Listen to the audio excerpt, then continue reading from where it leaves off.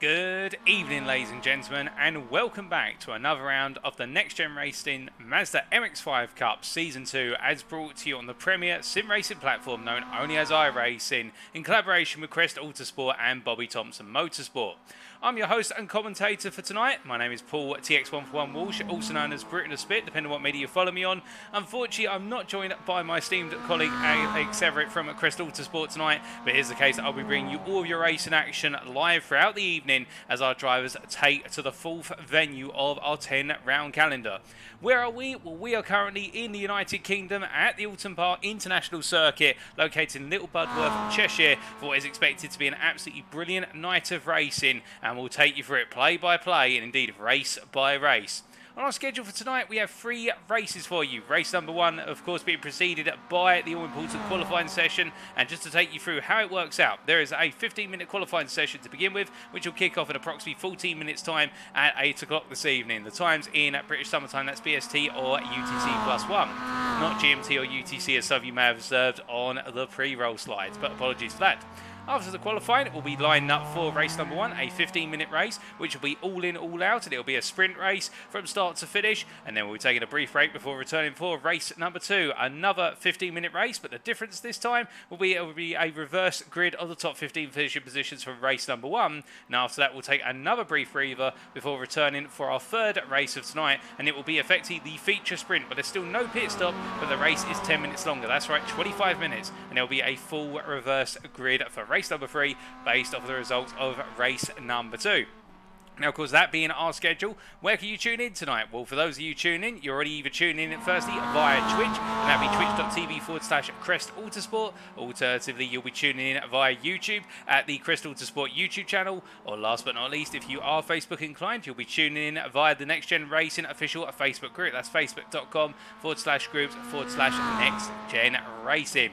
Now, for those wondering, where is Alex? Have we locked him away somewhere along those lines? Now, unfortunately, he couldn't make it tonight due to a personal engagement, but hopefully he will be back in the near future, and we look forward to having Alex back. But in the meantime, whilst we are waiting for him to return, and indeed the season must go on, the show must go on, let's firstly just give you a quick recap of the schedule as it currently stands. And indeed, we've still got plenty to go in terms of races and rounds.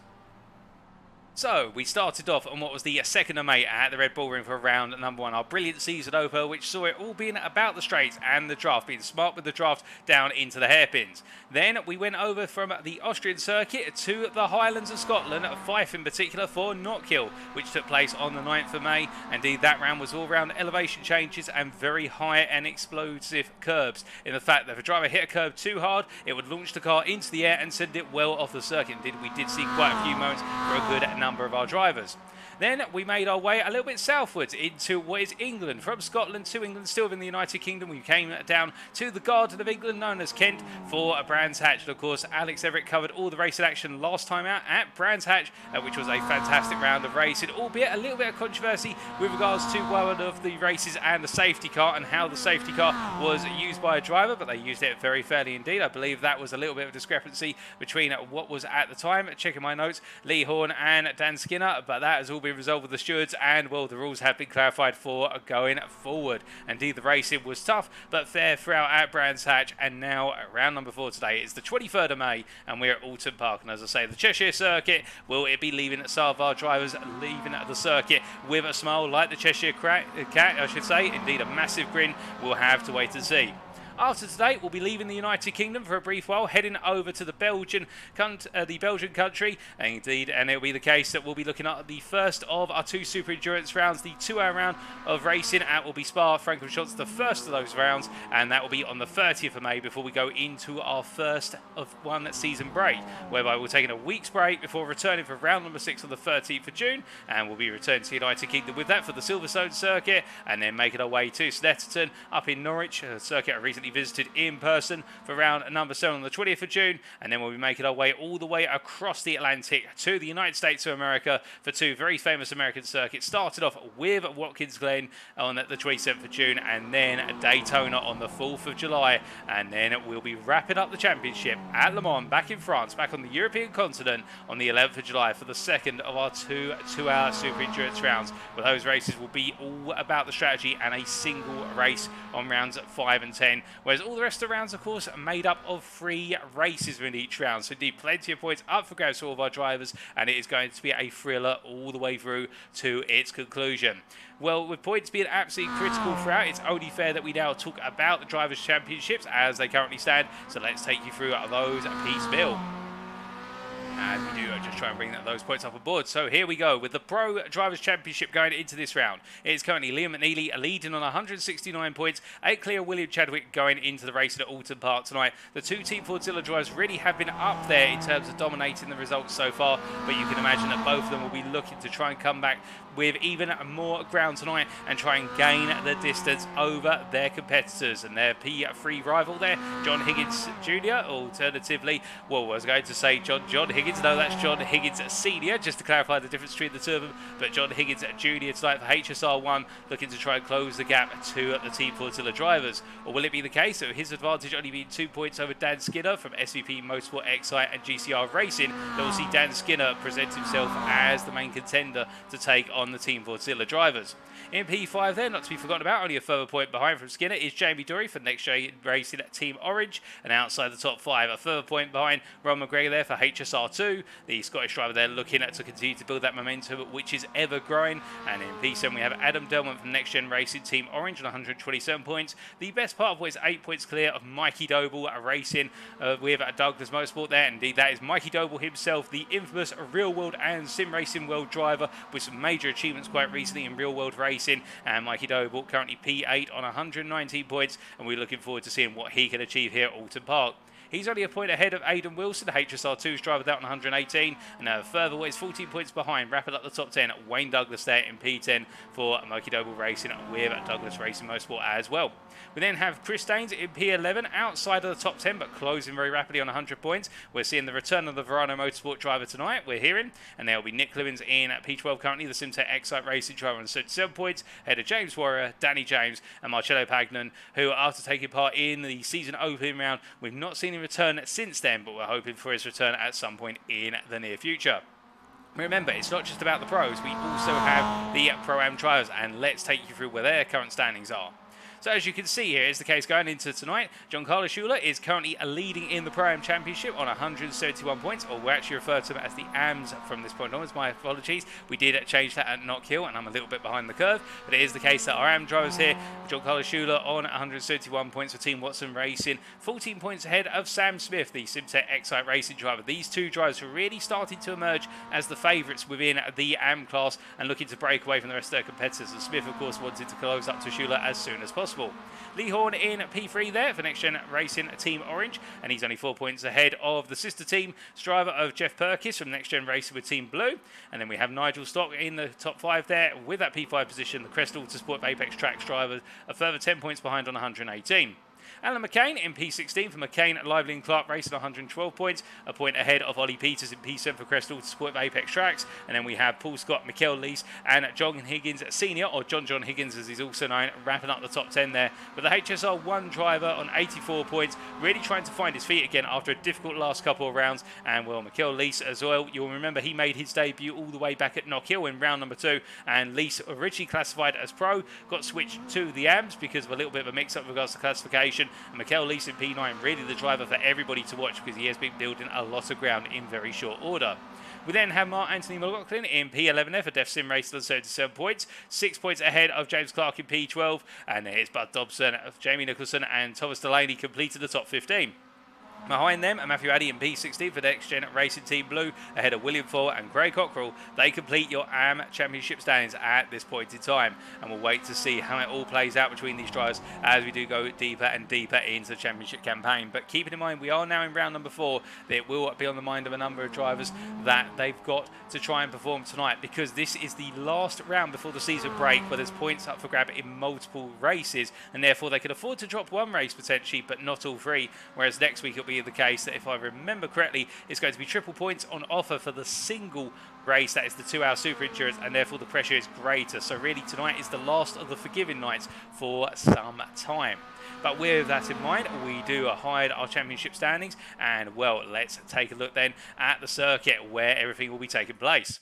So we are, of course, at Oulton Park, but in particular, we are racing at the International No Chicanes variant. So as you can see here from the circuit map provided to us by simracingwiki.com, this instance of the circuit is the one which is going to have the highest average speed of all the potential variants of Oulton Park, the circuit located in Little Budworth, Cheshire of the United Kingdom. In the fact that started off with the run to turn 1, a medium speed apex corner turn 1, which will be all about trail braking, before the run down through turn 2, the downhill drop into turn 3, and it's the long charge up towards what is the hairpin of turn at number 5, not before the sweeper of 4, and there's the run from the turn 5 hairpin all the way through the kink of 6, and the long charge up towards turn at number 7. Keeping in mind, of course, with no chicanes, it means that our drivers will be hitting the maximum possible speed in the run out of turn 5 all the way up to turn number 7. We'll then be returning to the standard loop of the circuit, and it will be the case that our drivers will be running through the kinks of 8 and 9 up into the right-hander of 10, and as you're going to be seeing very shortly when we ride on board with one of our drivers in qualifying, it will be the case that a lot of these corners are blind apexes. Our drivers will not be able to see the apex of the corner. They've got to commit to the corner, and turn 10 is perhaps the trickiest corner of them all here at Oulton Park, and you'll see it because of the blind apexes, but not only also that, but also the elevation change that runs from the start of the corner all the way to corner exit, which can massively unsettle a car, even these rather bulky and heavy MX-5s. But don't forget turns 11 and 12 as well, which complete the lap. Turn number 11 being the downhill braking zone into a rise over an apex, and then a downhill run out of the corner, and it's the uphill run through the kink of 12, which completes the lap. But without further ado, let's head back to our live pictures as our drivers continue to make their way on around here. And it is the case that right now in this final practice session, as we do look to our drivers who are currently putting in their laps, it does look as though Ollie Peters, the AM driver, they're setting the fastest lap of everybody so far in this final practice session, and that is a 1:41.170. And in terms of the implications of things such as the draft here today, we are expecting that the slipstream is going to be quite powerful in terms of overall, over the course of a lap, I should say, with the fact that we do have our drivers, of course, looking to maximise their best possible lap times in qualifying and indeed in the race, much like we've seen in the past. It's normally a case if you can stay with a pack of drivers in the draft, you're normally hooked to that battle with the peers that you're drafting behind. As we see Mikey Doble here giving you a demonstration of tactical deployment of tucking into the slipstream, where he does have in front of him now, I do believe that is Adam Delman at the head of the pack. Yep, there he is, the NXTGEN Racing Team Orange driver, and tucked in behind him is one of his NXTGEN Racing peers, and I believe that's not Lee Horn. Is that Jamie Dory? Yep, that is Jamie Dory there. Who forget Jamie Dory, of course, series organiser, and also a lovely guy down in the paddock. Indeed, Jamie put in a lot of effort to make sure this series runs as successfully as possible as he rolls the car down through turn at number 3 there, and of course we will ride on board with our drivers for their qualifying laps in due course. But with all of our drivers making their way around in this final practice session, have we got any major surprises with regards to our lap time so far? Well, Ollie Peters being up there for an AM driver is a surprise in of itself, but do keep in mind, of course, that some of our drivers, they may be in the AM class versus the Pro, but it's the case that some of our AM drivers may really enjoy a particular circuit versus our Pro. So I guess the question you may be asking, what really differentiates between a Pro and an AM? Well, it all comes down to the pre-season testing, whereby our drivers were required to take part in pre-season testing, a number of pre-season testing events where their pace was evaluated over the course of a variety of circuits, and that acted as the determination of where they classified in terms of overall pace. So our fastest drivers entering the Pro class, and our slower drivers in terms of the lap times entering what was the AM class. Do also keep in mind, however, that it wasn't just based on those lap times. We also took into account things such as their iRating, our drivers' iRating, which is their accrued account score on their iRacing account with regards to their overall skill level as determined by the developers of iRacing, and the higher the I rating, the more skilled the driver, the more professional the driver, so that was accommodated for, and the idea being you put 2 and 2 together and it gives us a good gauge of exactly where our drivers lie. Now it does of course mean that every so often we will need to take a look at a particular driver, such as McNeilly. We use the example of the now AM driver as he gets it a bit wrong coming out of turn number 12 there, the SRC Movano of course with SSD Racing driver who's rolling backwards into the pit lane. He was classified as a pro initially at Knockhill, but very quickly pointed out to us, and indeed a number of you pointed out, and we're very grateful to that. Shouldn't he be in AM given the fact he was competing with AM drives from start to finish in terms of relative delta and pace? And we've corrected that of course, and we do try to make sure everybody is matched up fairly, and being a driver who's matched up very fairly right now, the Team Watson Racing driver Joncarlo Schooler from the United States of America, from across the pond, with the majority of our drives being at localised to the United Kingdom. The American putting in some absolutely brilliant performances so far, and really the man to be in the AM class. But with that, that is the hour of practice complete. It is time for us to go into the opening qualifying session here at Oulton Park. And as we get the transition over here, it will be the case now. All of our drivers will be looking to pile out the pit lane as soon as humanly possible. And I do believe we've already got a couple of drivers making their way on out. We're just trying to find our drivers as they come out the pits. And here they all go. Qualifying begins. And here's the case. We have 15 minutes of qualifying, start to finish. That timer is kicked off. And now all our drivers make their way on out. Now, as they come out onto the circuit, of course, the big question will be, do you want to be one of the very first drivers to go onto a lap? Initially, I'd definitely say so, for the simple reason you want to try and give yourself some clear space out on the circuit, get the tyres up to temperature, and then go on the offensive. You can see there, right at the head of the pack, that was William Chadwick, and Team Fordzilla's second driver of Liam McNeilly in this sequence, I should say. The two drivers very equal. It's very hard to tell you who's the number one driver and who's the second, and I don't think they play favourites or numbers here, unlike some other teams in, say, Formula 1, for example, looking recently at the controversy at Catalonia between Perez and Max Verstappen in the Red Bull Racing team, if you follow Formula 1 closely. But it is the case here with our teams taking part. We do have to keep in mind the fact that a number of our drivers as part of teams will perhaps have a priority order, alternatively just want to work together.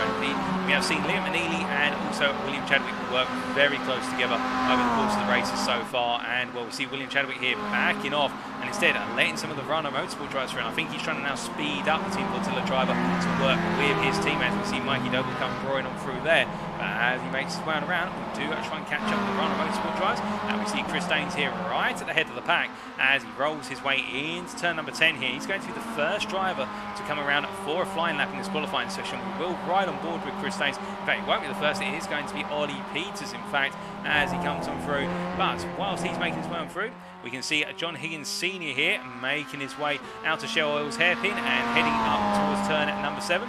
And we do focus very briefly on what is John Higgins Sr. here. In fact, we focus on a little bit more longer than briefly for what is the case that John Higgins, as he's known in full, he wanted us to essentially give a shout out tonight, going into tonight's racing, with regards to a good friend of his who recently passed away, and this has come from all the team at HSR, whether it be HSR 1 or HSR 2, and that is the fact that John Higgins, good friend of what is Tick Stewart, passed away recently, and so everybody at HSR, including John himself, are sending their condolences to friends and family of Tick Stewart, and it's only fair, I think, that we ride on board here with John Higgins as he takes us around for his first flying lap of this qualifying session.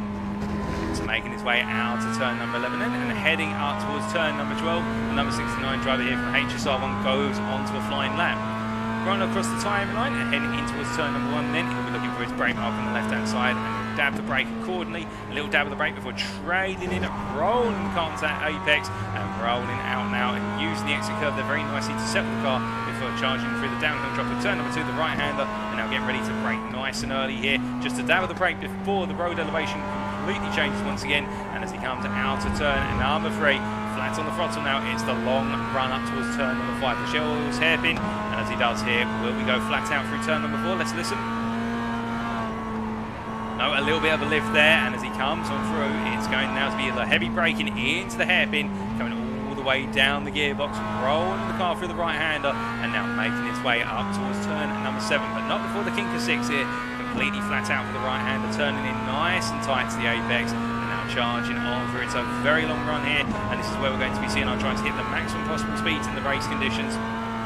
leading qualifying as John Higgins makes his way down towards the braking zone for turn number 7, and here's right-hander he goes, braking the 100-metre wood, chucking the car in, a little bit of apex curve there taken, not too much on the front right tyre as Don settle the car, but enough to rotate the car around. Now rolling the car through the turn 8 and 9 kinks, the double left, we're heading into turn 10, the hardest corner of the circuit. Here's the right-hand kinky rolls, and as he does a dab of the brakes there, downshifting, and now going for the second apex, a nice late apex there, accelerating out, keeping the car nice and pointed as he makes his way down towards turn number 11. 2 corners to go here, the heaviest braking zone of the latter sequence coming up, braking all the way down the gearbox.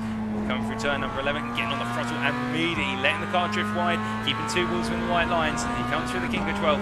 Will it be for John Higgins Sr. as he crosses the line here? It's going to be for the AM driver as he comes on through.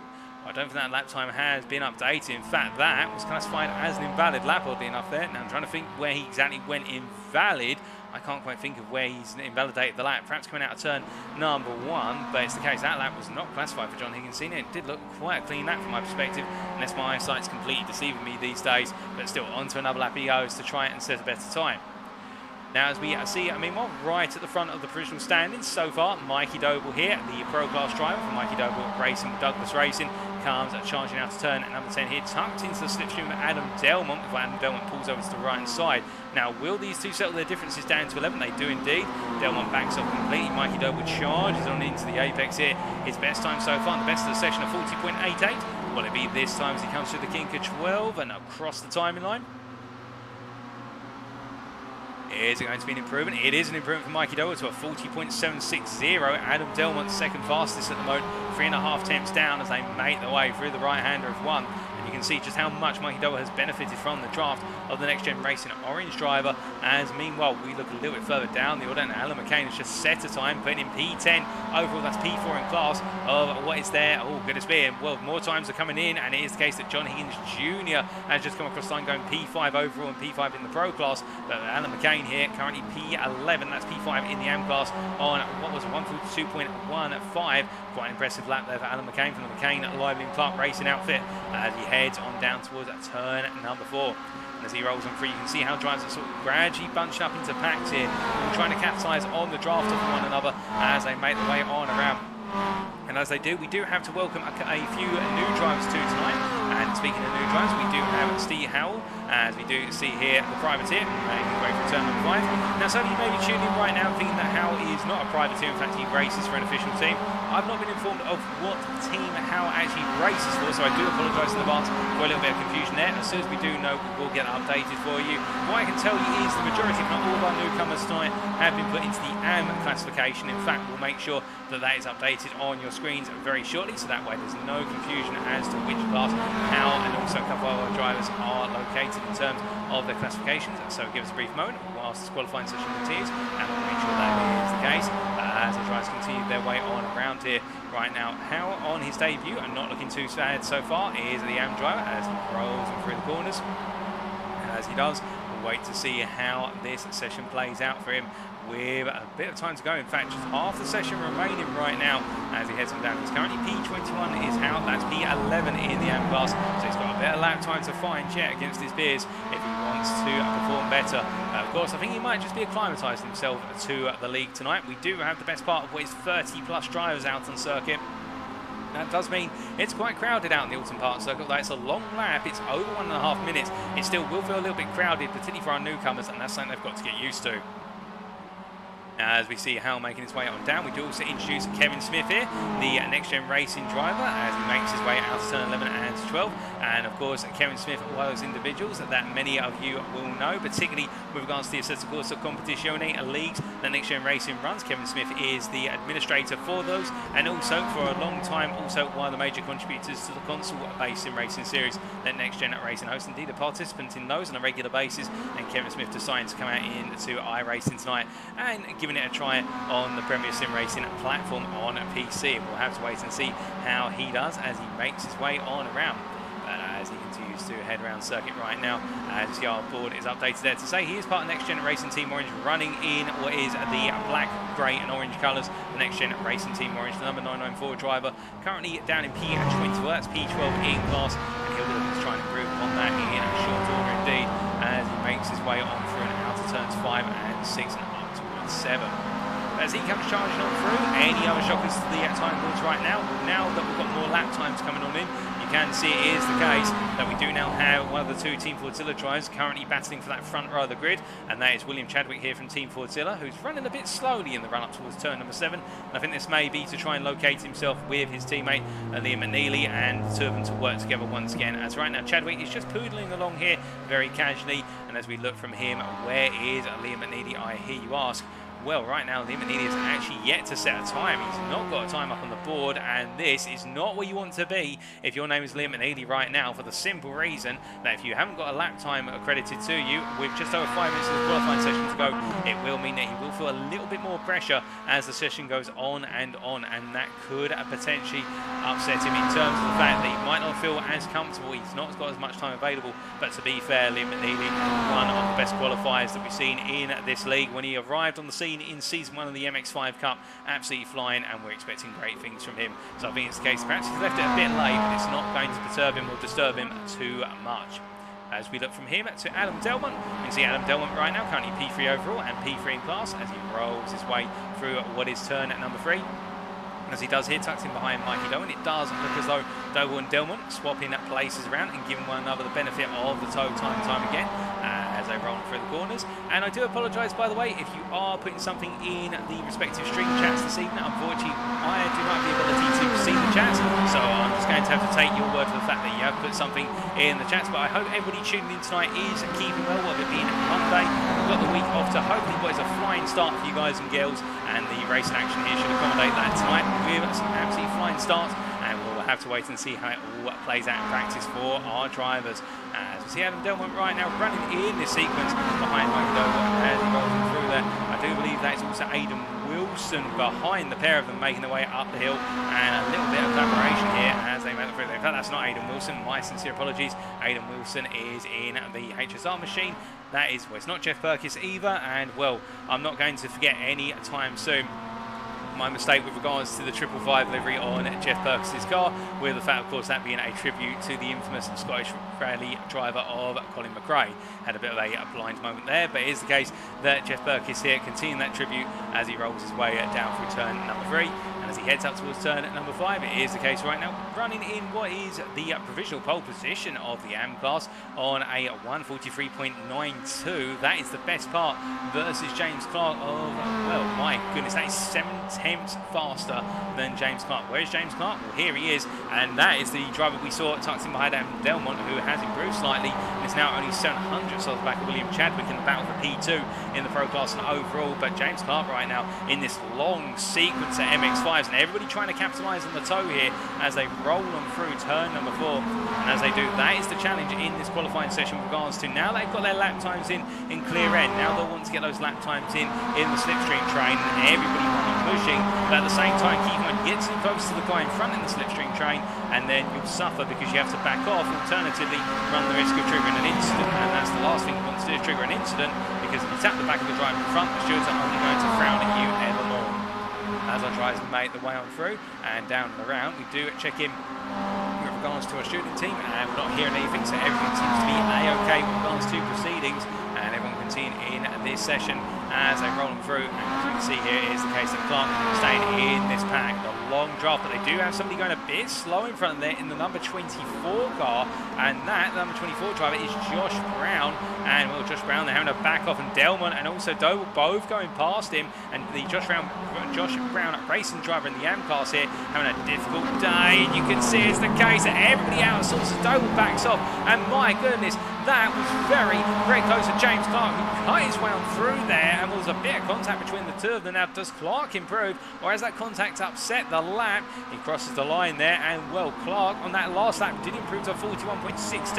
I think he'll feel as though he could have improved a bit further. He's got 2 more laps to go, and Josh Brown tucking into this sequence. Well, Josh Brown has yet to put on the time on the board, and neither has Liam McNeilly, and this is the biggest shock to the system. But he is right now running behind William Chadwick, as it is the case he's having some connectivity issues. There is Liam McNeilly, as we do instead look to William Chadwick here for a bit more of a stable connection. And as both of the Fordzilla drivers roll their way through turn number 10 here, well, they are leading it to the last possible moment. You can see, I think what it is the case is that they feel that Chadwick has got enough pace, and in fact he ducks out the way there. He is acting as the tow rope for Liam McNeilly, so as McNeilly comes around to the line, What's it going to be for the Team Fordzilla driver? And this is a critical lap as he makes his way up towards the timing line. He comes on through. Will it be enough to get him on the front row alongside his teammate? He crosses the line. And it puts in P3. He's only a 2.5 hundredths of a William Chadwick, but it's not enough to cause a front row lockout for Team Fordzilla. And now McNeilly will be ahead of what is William Chadwick for this final qualifying lap. So unless he can pull off some magic without the benefit of the draft, I think it's going to be the case. Now McNeilly will be starting for the second row.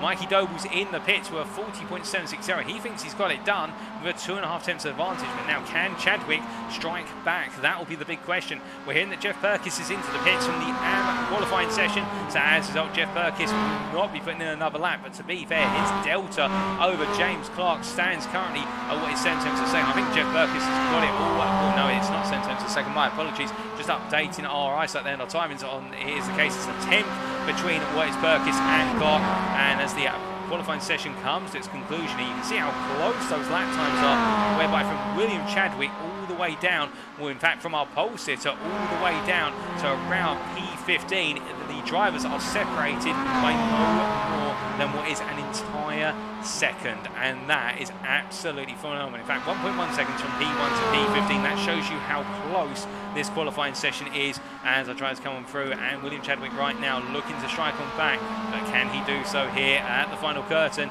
as we see in front quite a bit of a traffic jam forming? But fortunately at Fordzilla, they're not going to feel this pinch at the last possible moment, and well, McNeilly not ducking out the way here, deciding to stay ahead of Chadwick, so he's going to get the toe all the way to line. They've timed this very well, as nobody else really improving right now, as Lee Horn crosses the line up the road. What about Chadwick here? Does he take pole? It's not enough for William Chadwick, and that is all she wrote for qualifying, ladies and gentlemen. I do believe, because everybody else right now, in fact, we've still got a couple more drivers out on circuit, but I do wonder with Clivens and also the drivers behind him whether they finished in terms of time, because we are now, what is 50 seconds over limit. In fact, I think they may have just crept onto a qualifying lap right in, so we have got some more times coming on in, but I do believe it's Mikey Doble who has taken that pole position in the Pro Class and overall, and I believe it will be Jeff Perkis who takes pole position in the AM Class. So now it's about settling the rest of the field, as we see Dan Skinner here, the SVP Motorsport Excite and GCR racing driver, following in the footsteps of Clivens in front as they both roll on through turn number 10. And as they come on through, it is the case. Well, will we see these two move their way up the order? Clivens is currently P10 overall. Skinner is currently P12. Skinner, of course, the ones that benefit most from the toe as they roll through the final two corners. That's turn 11 up through 12. They roll to the timing line as they come through the left-hander here. What will it be for the pair? As we see in front, that's Chris Daines improving. And it is the case that Daines improves and Skinner improves massively to P7 overall, P7 in the Pro Class. That's a brilliant improvement from Dan Skinner, moving him all the way up to the 4th row. And what about Rob McGregor? He comes across the line there, does the Scotsman for HSR2, and McGregor does not improve, and that is one of the weaker qualifying performances of Rob McGregor's season so far. P20 will be where he starts on the grid, but that is qualifying complete, ladies and gentlemen. And well, it has to be said, Mikey Doble taking that pole position in the Pro Class, Jeff Burke is taking that pole position in the AM Class, but in the end there was not too much to it. But Mikey Doble put in 2.5 tenths between himself and Chadwick and just nailing it with regards to the toe. And now we get ready to go racing.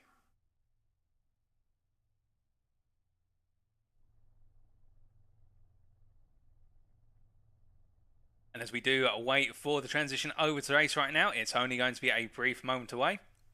Is the case. Well, qualifying was one kettle of fish or one aspect, but now the race is going to be much more different for the simple reason that, well, in racing anything can happen. But as we can see there, as we have a slight graphical glitch on our timing screens, but I believe that will disappear, and there we go. Here's your qualifying order for race number 1, ladies and gentlemen. Mikey Doble on pole ahead of William Chadwick line up alongside him. There's Liam McNeilly and Adam Delmont line up on the second row, with Jamie Doria and Wayne Douglas on row number 3, and then Dan Skinner and John Higgins on row number 4.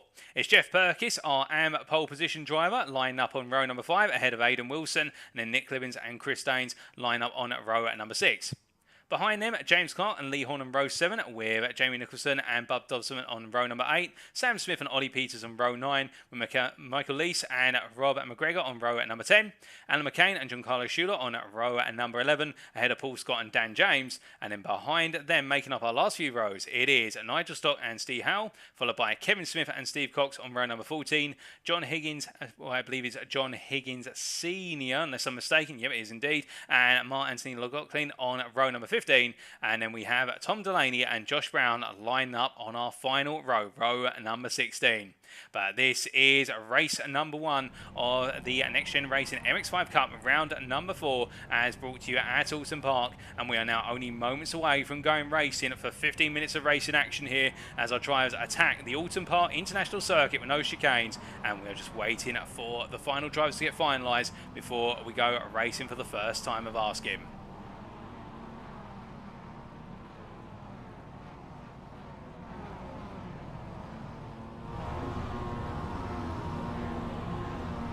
As all of our drivers get ready to go, we're just waiting for 1 or 2 more individuals to get the green light, but now we await the green.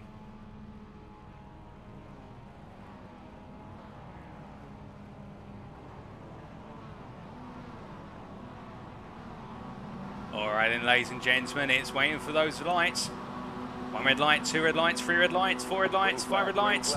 And it's lights out and away we go here for race number 1 at Oulton Park, with Mikey Doble looking to get a good start versus William Chadwick. But as William Chadwick tries to pull alongside, you can see Liam McNeilly's had the better start. And in the rear of the picture, we've got, I believe that's Delaney into one. Kevin Smith and Josh Brown all connected to get a right at the start in a horrific crash right at the rear of the picture. But focusing on what's at the front right now, Mikey Doble with a good start. And William Chadwick actually bogging down and finding a gearbox full of very slow turning gears as they roll their way through turn number 3 for the first time. Most of our leading drivers made it through safely, although we've got somebody very wide there, and I do believe that is Nick Clibbins deciding to do a little bit of rallycross. Indeed it is, but Clibbins bringing it together, but he's going to lose out massively here as he tries to settle the car down as they all come charging on through. Well, it's turn number 4 for the first time asking. Chris Daines then making the move on, and what is Jeff Perkins clearing the Am driver, did the Pro, as they make the way through Shell's hairpin, and as they all come through now, all settling down into some sort of rhythm as they make the way. Oh, good spin, that's Lee Horn getting the mother of all moments, and off circuit goes Lee Horn there, and that is a disaster for the Briton as he's now into the wall and got to reverse the car back out. But we look from him to the battles up front, and you see Liam McNeilly here trying to put pressure on Chadwick as they make the way up into turn number 7 after a long back straight. As they come charging on through, Liam McNeilly getting the momentum versus Chadwick, and Chadwick really looking uncomposed right now as they come up towards turn number 10. As they roll the way on through here, Liam McNeilly takes that P2, and can Adam Delman come through? Indeed, Delman does come up the inside there of Chadwick as they make their way through turn number 10, and well, I think it might be the case that right now Chadwick got it all done in qualifying, but in the race it's a different story. He's going to come on back here on the inside of Delman. No, he backs off in the end as they all come through turn number 11 for the first time of asking. Now as they make the way to the timeline after 1 lap of racing, it is as follows. And we can see Mikey Doble leading then ahead of Liam McNeilly in P2, followed by Adam Delmont in P3, then William Chadwick P4 as we see McNeilly up the inside of Mikey Doble here. This will bring the two of them back, and there's contact between the two, and they're both pushed wide as we see Adam Delmont coming on through, but he takes the grass here with Liam McNeilly coming back onto the circuit, and Delmont deciding to be very cautious as they make their way down the hill there. But I think Mikey Doble will be absolutely fuming at that, pushed wide by Liam McNeilly, and as they come charging out of turn number 3 and up towards 5, you can see the big charge here. Wayne Douglas now tries to part the seas. He goes between the two Team Fortilla tries and come up behind him. There, that is Jamie Dory as they make their way on through and up towards the hairpin once again, and into the heavy braking zone they go as they roll and through on the brakes. And boy, it is the case that Wayne Douglas managed to find his way, making the 2-for-1 special. The Moses manoeuvre coming out of turn at number 3 with everything that's going on, and Mikey Doble before his troubles has dropped down to P5, where Liam McNeilly's actually dropped down to P6, all said and done, with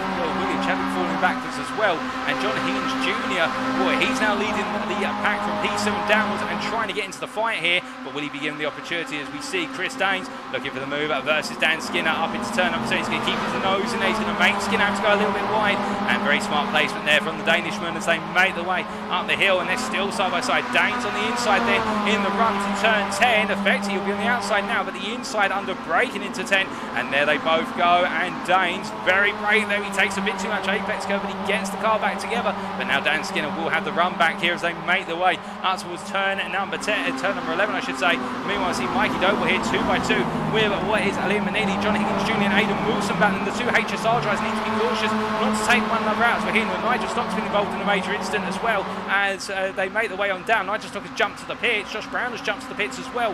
And meanwhile, the racing continues. And looking a bit further back here, Jeff Burkiss, our pole sitter in the AM class, he's under major pressure here from what is James Clark in the battle for the AM lead. James Clark literally on the back of him, and well, the two of them did have two pros between them on the grid. Well, it turns out they haven't got those pros between them anymore. The pros are long set and gone in front, and now Clark has got to try and find a way to catch up and close down Jeff Burkiss to take the places behind him. Nick Clemens runs a little bit wide there, and some drivers just taking a bit too much exit out of 3. But meanwhile, looking back to the battle for P3, William Chadwick on the inside here, and Jamie Dory, and trying to make it a 2-for-1 pass for Team Godzilla with the fat Liam McNeilly coming up through as well. But McNeilly's going to have to go very deep under braking it. Will Jamie Dory come up the inside?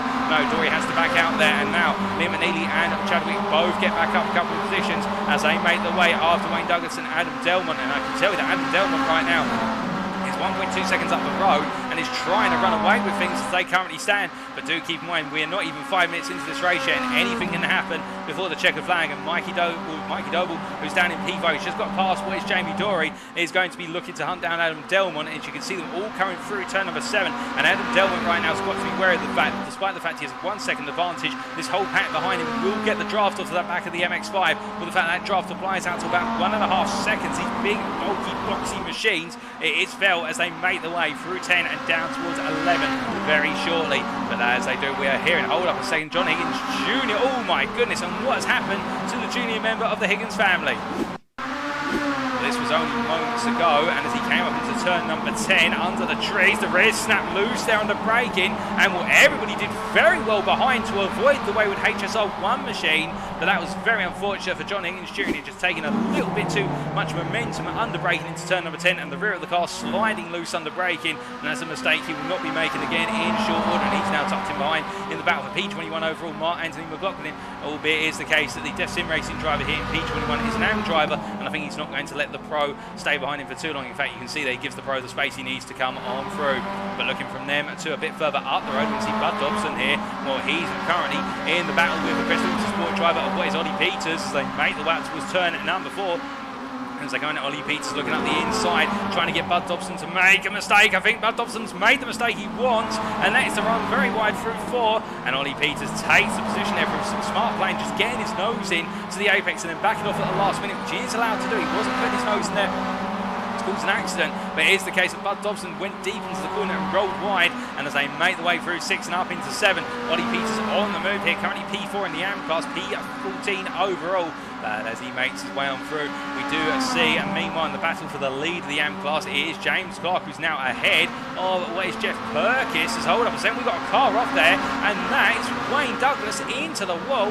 What on earth has happened to Wayne Douglas?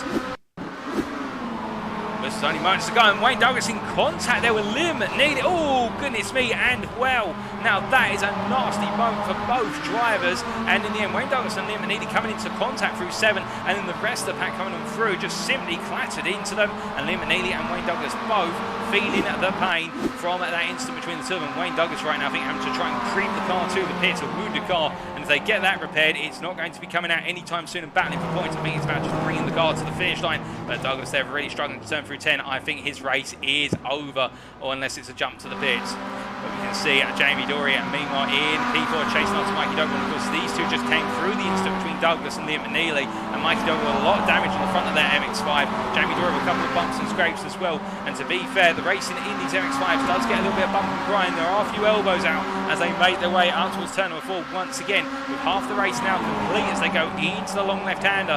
And as they do, well, it's the case that Chadwick and Delmont are further up the road. They're almost 3 seconds up the road. So I think the battle for the lead is now a 2-horse race, whereas the battle for P3, the final step for the podium, is plenty more on offer in terms of number of drivers competing in that battle. As you can see, Chris Daines there closing up very gradually and just behind him Aidan Wilson as they make the way up towards turn at number 7 in the long run. But meanwhile, behind them, we can see that James Clark has actually started to break away from what is Jeff Burkiss as they make the way into turn number 7.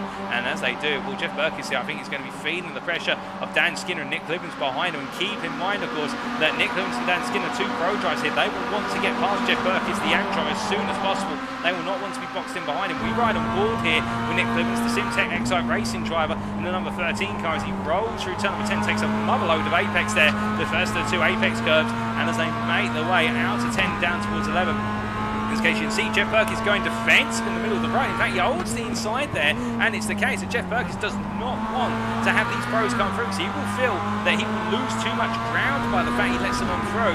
But I would argue the difference right now, he should let them go, because they will drag him up to the back of Clark and force Clark to come back to him. I think Burkiss here is perhaps being a little bit short-sighted with the time he's got remaining. If there was only 2-3 minutes remaining, I'd understand it, but right now I think all it's doing is it's causing Clibbins and what is Skinner to get a little bit frustrated, and soon they will force their way past it. As you can see, look at the body language of what is Skinner's car in front. He's trying to create an opening coming out of 3, and he's done it by simply going for the move, and now Clibbins is going to come on through here, and this is going to cost what is Burkiss a lot more time by comparison as they make the way out towards turn 4. Burkiss backs off now, but that has cost him dearly. And in fact, behind, that is Jamie Nicholson now closing up as they make the way. Oh, goodness! And Jeff Burkiss taking a bit too much brake into turn. Well, it's turn at number 5, and as a result, hitting the back of Nick Clibbins, and the 2 of them getting beached there on the hairpin apex.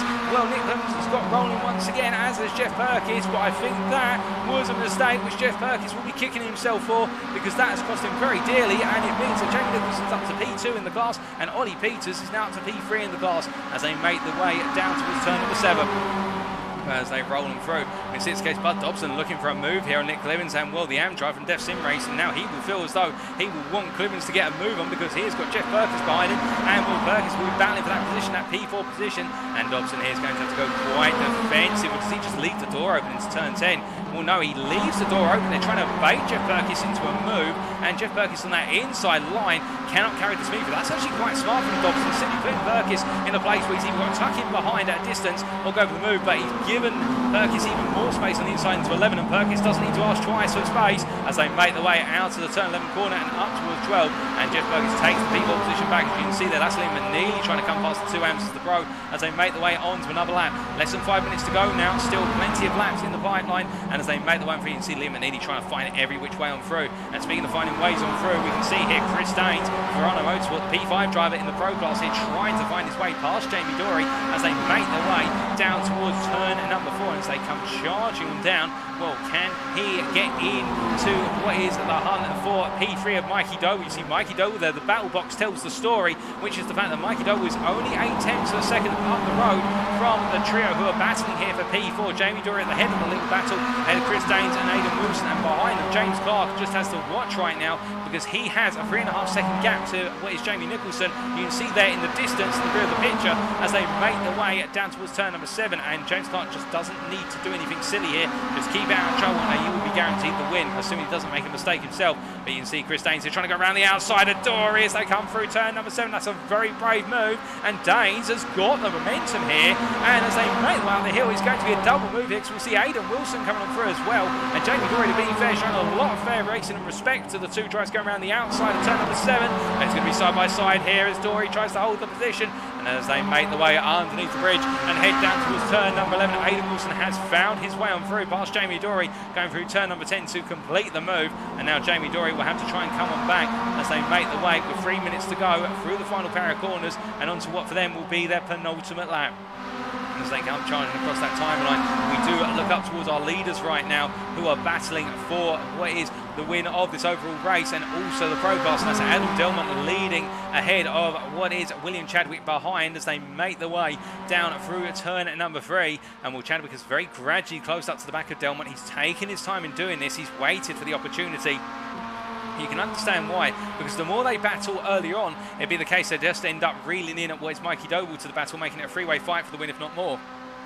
But now, having been patient, Chadwick is all the way back over the back of Delmont, and Delmont going defensive here into Shell Oils at turn 5, and as they roll through the hairpin, you can see Delmont really feeling that pressure now as we ride on board the gearbox here of Adam Delmont, making his way through turn number 6, and as he comes charging through and down to having it. It's a very long run here, and he can't. He put the car in the middle of the road, but it's only going to take him so far. In fact, he puts it on the inside here, but look at the length of the straightaway as they make their way down. Chadwick's got his nose ahead, but into 7 they go, and Delmont's not going to give this one up under braking as Chadwick brakes early. Delmont brakes as late as he dares and holds the position and just keeps it on circuit there. That was very brave from Delmont. You can see what Chadwick was doing. He was setting up to come back through the middle and through the inside by Delmont going a bit deep, but Delmont nailed that to the apex, and as they make their way through turn number 10 here, Adam Delmont is showing he is no slouch, and he can go toe-to-toe when he needs to as they make their way out of 10, 2 more corners and then 1 more lap to go. And as they head under the bridge here, you can see it's Delmont on the inside, Chadwick on the outside as they roll into the apex of turn number 11. And Chadwick looking for the cut back here. He's going to have to run, or is he? It's going to be a very tight call as they come through. We can see the white flag is out, and with 1 more lap to go, Chadwick finds himself on the inside here as they come into the apex of turn 1. Braking they go, and as they do, Team Forzilla's driver makes his way ahead, but Delmont now looks for the cutback himself, with Chadwick running a little bit wide there, and with that dirt he's picked up, that will slow him down a little bit in the run to turn number 3, but Delmont cannot get alongside into turn 2. But to be fair, backing off there may be the wiser approach for the simple reason he will not want to be side by side on the outside through turn 3. That's going to cost him all the momentum in the world. And now as they make their way down towards turn number 5, we'll wait and see whether there's a comeback from Delmont as they make their way up towards turn 5. But the thing is now, when Chadwick's ahead, we know that Chadwick is a very fast driver when he's chasing, but he's very smart at defensive placement when he's under pressure. And right now Chadwick just holding firm here as they make their way up through the hairpin, and that's the long run down towards turn number 7. And this is where he's going to be feeling the pinch, Chadwick, because he's got to think, where does he place the car? Does he do a Delmont, hold it to the inside? No, he puts the car in the middle of the road. He gives himself as much room to the apex, but then he pulls the inside. He makes Delmont go as wide as possible. Delmont will try and come in a little bit close here, and as they make the way, and Chadwick's going to push as much as he can in terms of the width of the road and holds that inside line. The two of them side by side for turn 7, but Delmont has to back off there. He had nowhere to go other than that outside line, which is fair. Chadwick is allowed to do that, to pin Delmont to the outside, and as they make the way through 8 and 9, it's going to be side by side coming up to 10. Delmont's going to try and hang it all the way around the outside. It's very brave stuff here from Delmont. He's got the run, but Chadwick holds the inside into 11, so it's all going to come down to 2 corners as they make their way into the braking zone, the final braking zone of this race. And as they come through the right-hander, Delmont hangs around the outside by a brief lock up there, and as Chadwick exits the corner, Delmont runs wide. I think Chadwick's done it, because as the camera pans round, the checker flag waves, and it's Team Forzilla's William Chadwick who takes the win overall in race 1 ahead of Adam Delmont, and in P3 goes to Mikey Doble. That is also your pro podium ahead of Chris Daines, Aidan Wilson, Jamie Dorey, and then James Clark crosses the line P7 overall and is your winner in the AM class ahead of Liam McNeilly, and then Jeff Perkins comes home P9. That's P2 for the AM class ahead of Rob McGregor, and then Bob Dobson is your final finisher on the podium for the AM drivers there in what is P11 overall. A brilliant drive from Bud Dobson ahead of Alan McCain, Dan James, Steve Cox, and then completing the top 15 and Nick Clibbins there. My goodness, and Nick Clibbins I think will be absolutely infuriated at what could have been, but it was an instant or two which saw him lose out on some major results there as all our drivers come to the finish line. But what a fantastic race, and well, for Adam Delmont right now, it has to be said, the next gen race from the Team Orange driver, he will feel as though he had it on the cards to take the win there. And to be fair, Delmont really was trying to be brave by going around the outside on the final few corners versus William Chadwick, and great respectful racing between the two of them. But in the end, Chadwick just having enough, and Delmont pushed it to its limits. He could afford to, because there's nobody behind him to really battle him. And in the end, I think he'll still take the P2 and think, right, now on to race number 2. And the same with Chadwick, of course, with that win. Brilliant battling between the two of them as they both gradually make their way into the pits. And Ollie Peters here will be our final finisher. Of course, he was involved in that incident earlier in the race, and he'll be coming across the line shortly to be coming home classified P21 there as he crosses the line. And all the Crest Autosport with Apex Tracks drivers a bit frustrated there, and he'll be starting P21 for the purposes of race number 2, with it being a top 15 reverse grid. But as our drivers make their way into the pits, we'll very shortly bring you those race results. We're just waiting for their final confirmation as Delmont makes his way on in. But a fantastic race between our drivers. And well, we have kicked off Oulton Park with a bang. There is no doubt about that. This circuit presents us with some absolutely fantastic racing through and through, and we just saw it both in the Pro and the AM classes over just 15 minutes of racing, and we still got another 40 minutes of racing to go, as split into a 15-minute and a 25-minute segment.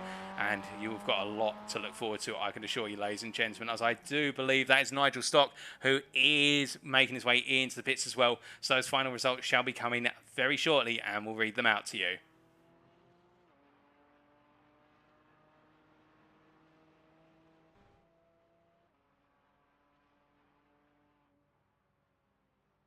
Alright, ladies and gentlemen, the final results are in, so without further ado, let's go through them.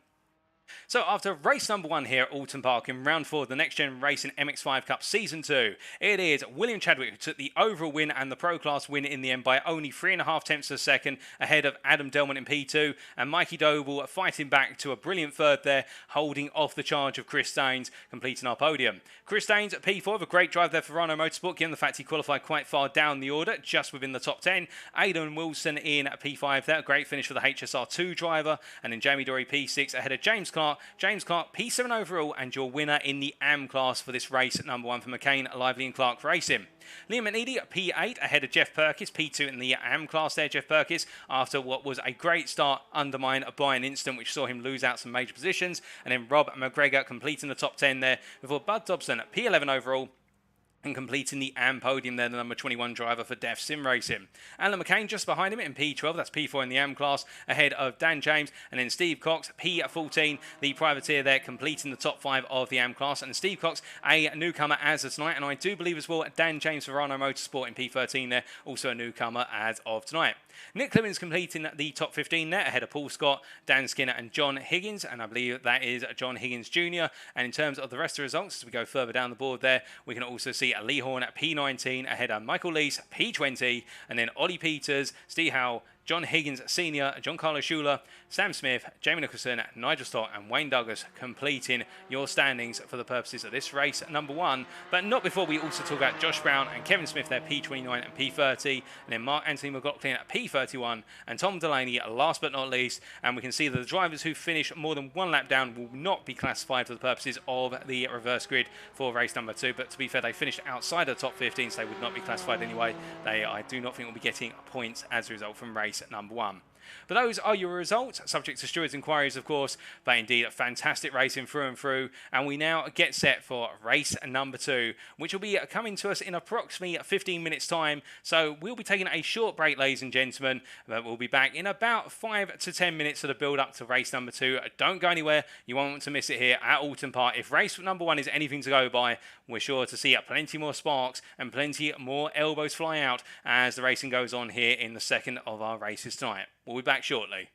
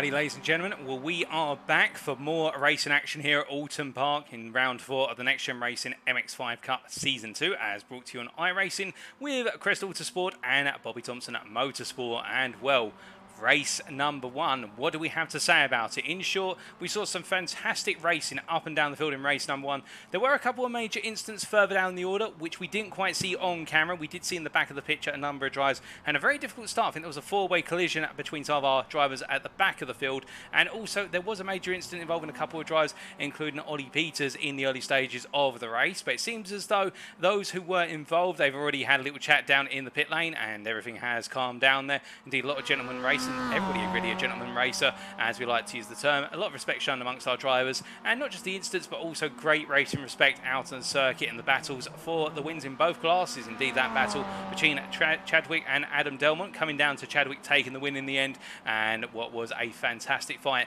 for the win of the AM class as well. And, well, we can imagine we've got plenty more battling to come over the course of tonight's proceedings, and we'll have to wait and see how things play out with respect to what is the reverse grid. So remember, we do now have a top 15 reverse grid. So that means the driver who finished 15th in race number 1 will start on pole for race number 2, and the driver who took the win in race number 1 overall will be starting at P15, and that will only serve to mix things up even further. And speaking of one driver right now who wants to mix things up even further, there he is, James Clark, your AM winner in race number 1 in a superb drive from the McCain Lively and Clark racing driver.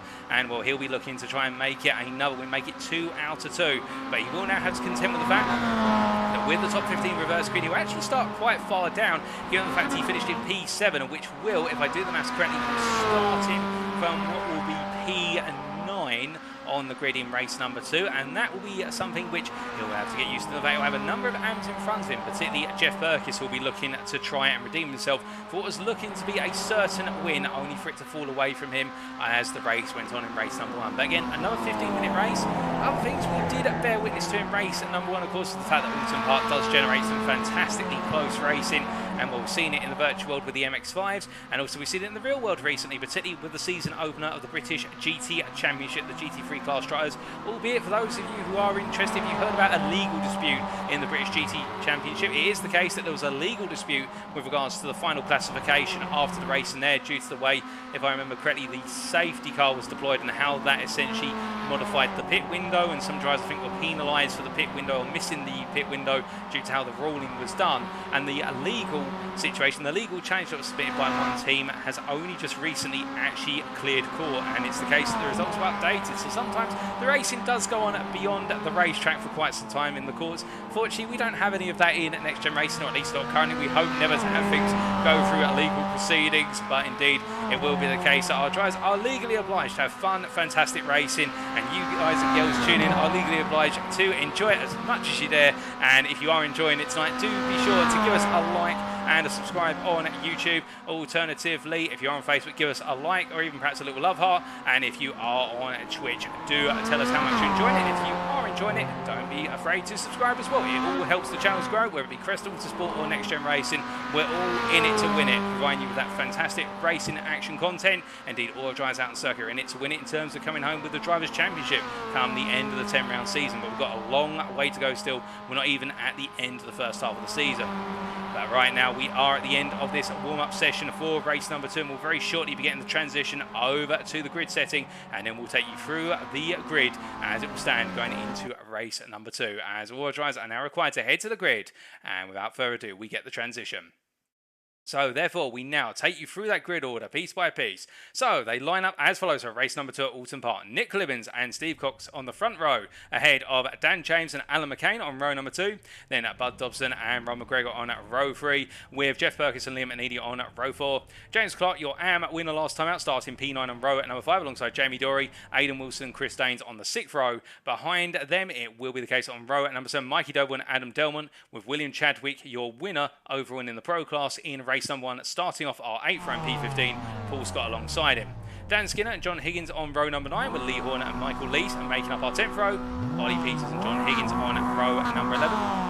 And then it will be Joncarlo Schooler and Sam Smith completing at row number 12, before behind them we will have Jamie Nicholson and Nigel Stock on row 13, Wayne Douglas and Josh Brown on row 14, Kevin Smith and Mark Anthony McLaughlin on row number 15, and it is Tom Delaney and Matt Emmons who make up our 16th and final row in race number 2. As the gridding procedure is complete, it is time for us to go racing in race number 2. It's 1 red light, 2 red lights, 3 red lights, 4 red lights, 5 red lights, and it's lights out. Away we go here once more as we see Nick Clibbins looking to try and get a good start versus Steve Cox. But look at Dan James there, the Verano Motorsport driver, the pro, tries to go on the offensive early versus Cox, but Cox holds it in the middle of the road here as all the drivers made their way through the opening corner. A bit of contact between Jeff Perkins and Liam McNeilly, and involved in that as well, I believe, was Clark, and Jeff Perkins has gone very wide as they all come charging on down in towards turn number 3. And as they do, Dan James under quite a bit of pressure from McNeilly already as they all roll down through turn 3 on cold tyres here. A lot of drivers going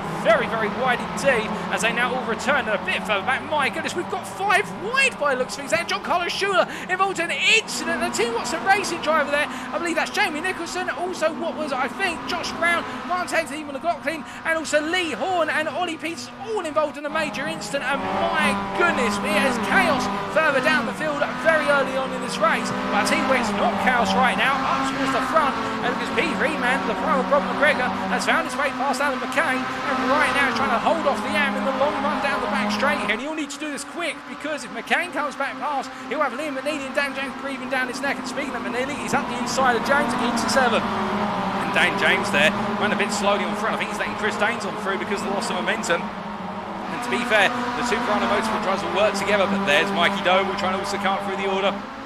He's made a lot of ground already as Mikey Doble as they roll through turn number 9. Oh, goodness me, and elbows out there from what was, I believe, that was James Clark with an elbow to the side of Mikey Doble's machine. They went side by side for Mikey Doble. I think will feel as though he should be given a bit more respect there into the corner. But meanwhile, well, we've got, well, that is Cox who's currently, and we've got a safety car out, ladies and gentlemen. We have got a safety car, I believe, leaving the pits, or have we?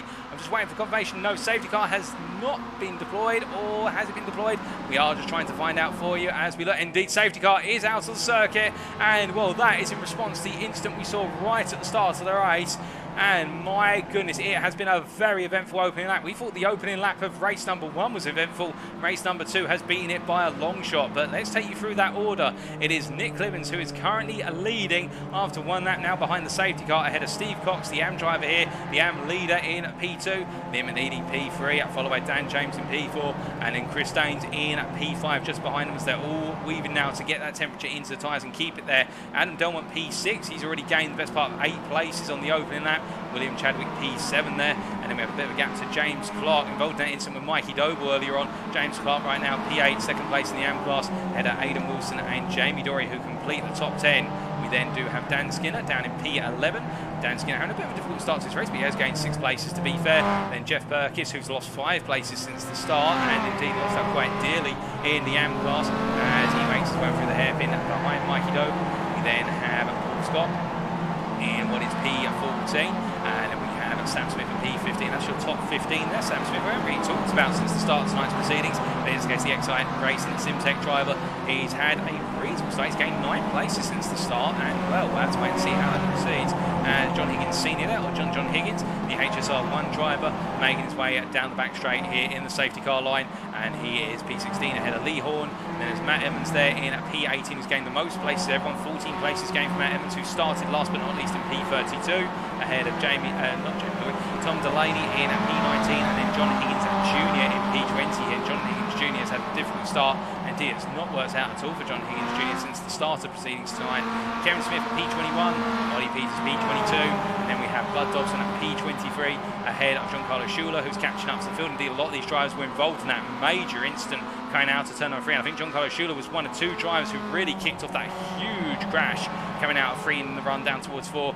Michael Lees at P15, Wayne Douglas P25, Wayne Douglas P26, and then we do have Alan McCain at P27 trying to close on up with Rob McGregor in P28 here, and then we have Josh Brown at P29 ahead of Mark Anthony McLaughlin at P30. They're both coming out the bits and closing up as much as they can, and it's Jamie Nicholson and Nigel Stock making their way on around right now, both involved in a very early incident here, and they're classified currently as being a lap down on the entirety of the field. They'll try to unlap themselves as soon as possible.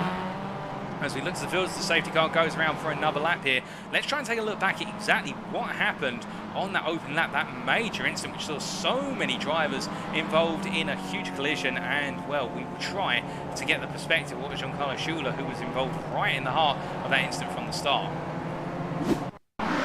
Take a look back here, Joncarlo Schooler was on the grass and the car fishtailed on the grass there quite aggressively, and that is what led to the contact. I think that was Wayne Douglas, but that's not all the story, as I believe there was a bit of an incident earlier on. In fact, we take a look back at John Higgins Jr. here, and John Higgins Jr. in fact involved a bit of a moment there coming for the opening corner, and it was from there that everything seemed to start going on blaze. We'll try to find out where else things went a bit wrong. We take a look back from William Chadwick's perspective, and Will Chadwick's on the grass here, so what exactly happens? Well, he just had a run wide, he wasn't involved in any major contact. Well, it does look as though it went wrong for a good number of drivers. In fact, we take a look back at Michael Lees, and Lees was involved in this, and he had to take evasive action, very cat-like reflexes there, and then Joncarlo Schooler just coming out, and when it was the case, Joncarlo Schooler went off onto the grass to try and go round Lee Horn, and in the process unsettled the car, and that, I think, explains a good number of the moments there. Josh Brown, I think, involved in his own moment coming out to turn number 3, getting on the power too soon, but that seems to explain the majority of the instances. As we now look back to your live pictures, and I do believe, unless I'm very much mistaken, the safety car could be coming in at the end of this lap, given the fact that Nick Clivens is giving a bit of space to the safety car now. Unfortunately, we don't have any lights on top of the safety car, which is being driven by Gaz Williams, the NXTGEN Racing safety car driver, as the drivers make their way on through. But Clivens right now, well, I think he's just completely rolling through turn number 10, and indeed he is letting the safety car go. So we are going racing come the end of this lap, and it will be the fact that we do have just over 8 minutes of racing to go as we head around, and it will be Nick Clivens who gets us restarted. And Nick Clemens went very early there, coming out to turn number 11. He's timed it to perfection. In fact, he's dropped Steve Cox by the best part of 8/10 of a second. Liam McNeilly looking for a move on Steve Cox, but the privateer going very defensive here, to be fair. The AM driver as he makes his way through turn number 1. Liam McNeilly scrambling over the back, but Cox has defended this very well for an AM. It must be said versus the Pro, but now as they come down into turn number 3, it is the case that Liam McNeilly right up the inside there and gets the move done, and Cox not defending that. I think feeling more comfortable now as they go onto one of the very long straightaways with regards to letting Liam McNeilly take that inside line. But as they come through, we're hearing a bit of an off track for a couple of drivers further back. We do have Sam Smith. We've got Wayne Douglas all out of sorts much further back in the picture, but Sam Smith having a bit of a difficult run through turn number 3, and as he comes up into 4, he has now got the pressure of Paul Scott behind him, back to P4 in the AM class as they make their way through Shell Oils on the turn 5 hairpin once again. But now with only half the race time remaining here, of course the safety car fits into the best part of 5 minutes of the race time. We can see that Sam Smith really falling off the back of the leaders, and speaking of leaders here, we can see it is the case that Cox battling with McNeilly at the foreground, but Dane's back ahead of James once again. The two Rhino Motorsport drivers showing one another great race of respect here. We can see that Steve Cox had a little bit of an off, but he's allowed to come back on circuit. That's Kirk Chris Danes' momentum, and you can see William Chadwick here trying to do a bit of rallycross to come through into turn number 8. He's going to be on the outside here up into 10, and William Chadwick goes all the way around the inside, and Adam Delmont involved in contact there with what was James, and he's in for a spin. It's Adam Delmont as he makes his way out to 10, and that's so unfortunate. But meanwhile, Dan James, what is the case here? He was being mugged left, right and centre around the outside, and in the end he's made contact with Delmont, and should probably take a look at that one post-race. As we see, it is the case that Chadwick now trying to find his way past Chris Danes here as they make the way onto another lap. And further back, I can tell that James Clark is under immense pressure for P2 in the AM class versus Jeff Perkins. That's Jeff Perkins on the inside in the 555 Blue Machine, and as they roll them through the right-hander at turn 1, James Clark trying to hold on here behind them. Jamie Dory, the Pro driver, trying to size up the pair of them and come past the AMs because he wants to go hunting after what will be Mikey Doble just up the road. As they roll them through the left-hander, he's not going to find it for the time being, and Dan Skinner's just been passed by Mikey Doble, it should be said, as they all come roaring on down through 3 and up towards 4 or 5 once again. But meanwhile, further up the road, we can see Liam McNeilly here looking for his first shot of the lead this race versus Nick Clemens. He goes from the inside to outside up into turn 5. McNeilly hangs it high. He tries the cutback, but Clemens aware of it. Clemens holds position very well as they roll their way now all out to turn 7. It's a flat-out run here, and the draft will be so strong from McNeilly, and you can see already he's getting nice and close. He's going to be right in the grill there as he peels to the side. He's going to go to the outside, and Clemens has given McNeilly the space. And I think what Clemens is aware of here is the fact we've still got over 5 minutes of racing, and he doesn't want to fight it too hard too early. Instead he'd like to run with McNeilly.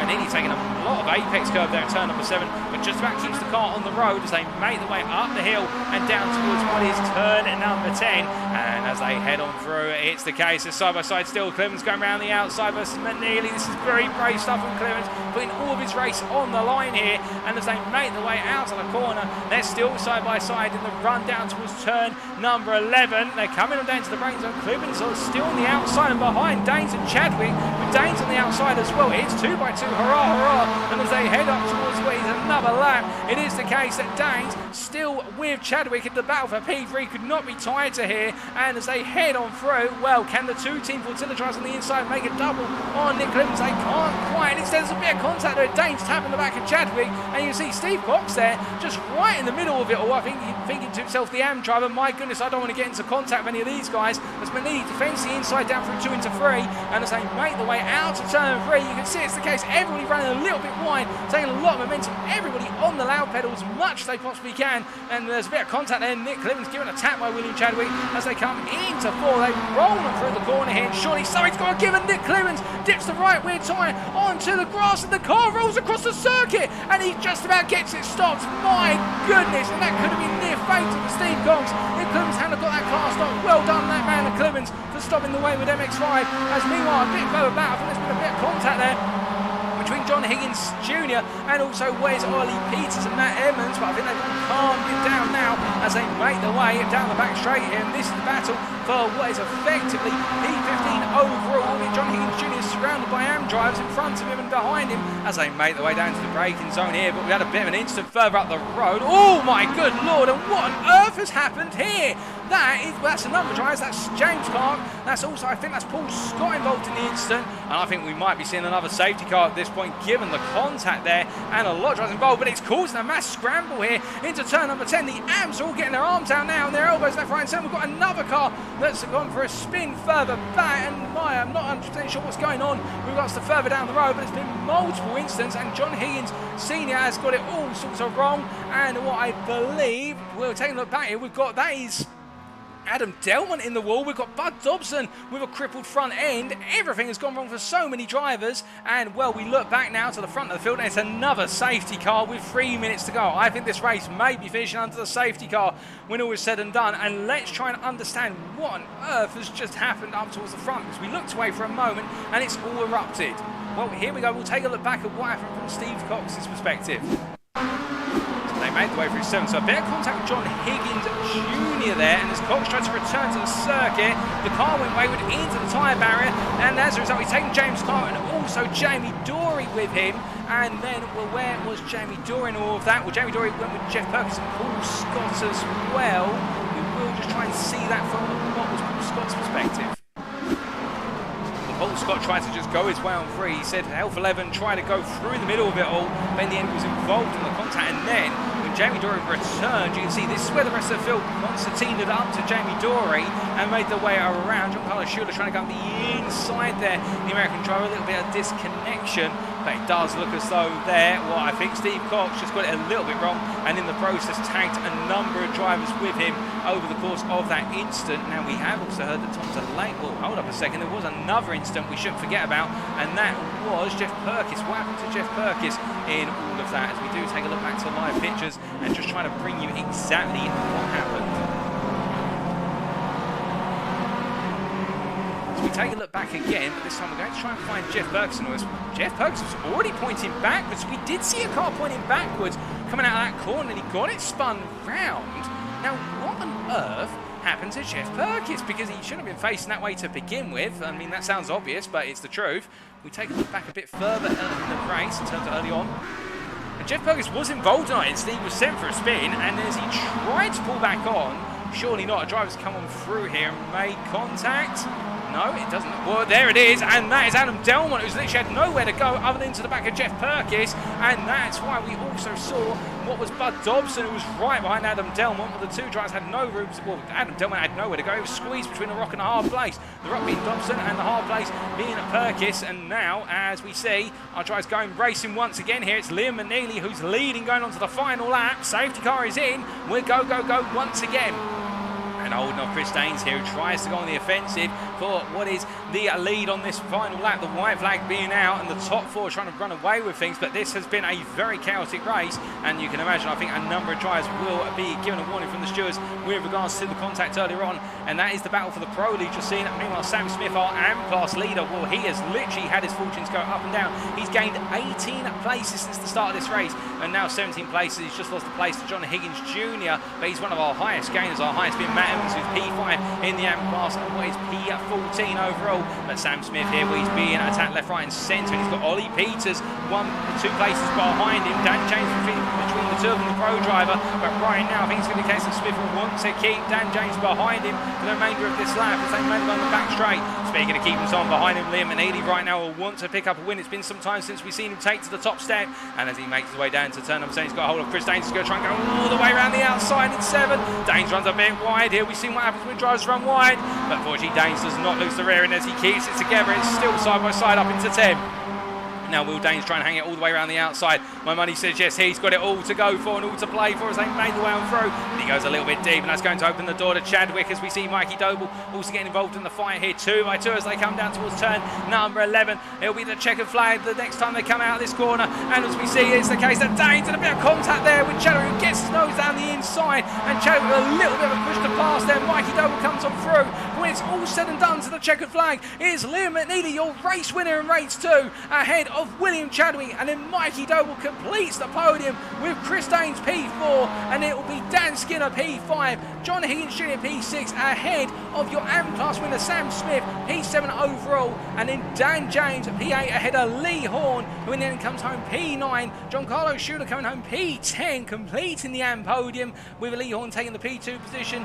Nick Hill Williams P11, Ron McGregor P12, Matt Emmons P13, Ollie Peters P14, and Wayne Douglas completing your top 15 there. But my goodness, what a way to end the proceedings. Literally 2 safety cars in race number 2, and well, now it is the case that we'll wait for those final race results to come on in, but a lot of drivers will be well out of position for the purposes of what is race number 2, and a beautiful ollie there from Alan McCain to make his way over the tyre barrier. I think he might have waited to try and show that one off. We've got it on camera, but indeed it is a case that a lot of cars are battered and bruised in this race, and we will have to wait and see what happens in race number 3, as we are still waiting on those results to come on in very short order.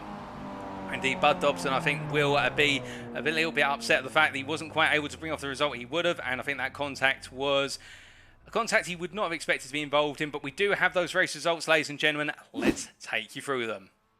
So after what has been quite the race at number 2, it has to be said here, Oulton Park in the Next Gen Racing MX-5 Cup Season 2, round number 4, subject to Stewart's inquiries, and I think there's going to be a few of them. The race results are: Liam McNeilly took the overall win and the Pro Class win in the end by 1/10 of a second ahead of his Team Fortilla teammate William Chadwick. Mikey Doble completing the podium there, just ahead of Chris Daines, and then Dan Skinner P5 completing the top 5. John Higgins P6, that's John Higgins Jr. ahead of Sam Smith, who in P7 completed the top 7, but more importantly came home with the AM win. Congratulations to Sam Smith there for keeping his head down, out of trouble, and bringing home the AM win ahead of Dan James P8, Lee Horn P9, he came second in the AM classification, and Joncarlo Schooler there P10 overall, completing the AM podium for Team Watson Racing. Nick Clemens P11 ahead of Rob McGregor, and then Matt Emmons and Ollie Peters P13, P14 to complete the AM class top 5, and then the top 15 overall being completed by Wayne Douglas there, the privateer in that position. Where's Josh Brown then? P16 ahead of Jamie Dory and Jamie Nicholson at P18, and behind them, but not to be forgotten about, we do have Nigel Stock and Paul Scott completing the top 20, and then John Higgins and Kevin Smith at P21, P22, James Clark P23, Steve Cox P24, Michael Lees P25, Jeff Perkins P26, Bud Dobson at P27, Adam Delmont P28, and behind them it was Tom Delaney P29, Aidan Wilson P30, Mark Anthony McLaughlin at P31, and Alan McCain, last but not least, in P32, and as he finished a lap down, I think he will be classified for the purposes of the reverse grid, and he will take the reverse grid pole, the full reverse grid pole for race number 3, unless I'm mistaken. But my goodness, ladies and gentlemen, what a race number 2. It wasn't quite the race we perhaps expected in terms of the contact and instance, but still it does happen in close nip and tuck racing with regards to Oulton Park here. This circuit, where it's touring car in real world, alternatively MX-5s in the sim racing world, it can lead to some major incidents, and now we wait for race number 3. It's not going to be too far away, about 10 minutes away if that, and we'll be back sometime before then, around 6 to 7 minutes from now, for the build up to race number 3, the 25-minute sprint, where of course that extra 10 minutes could make a huge difference, plus the full reverse grid. Don't go anywhere, you won't want to miss it.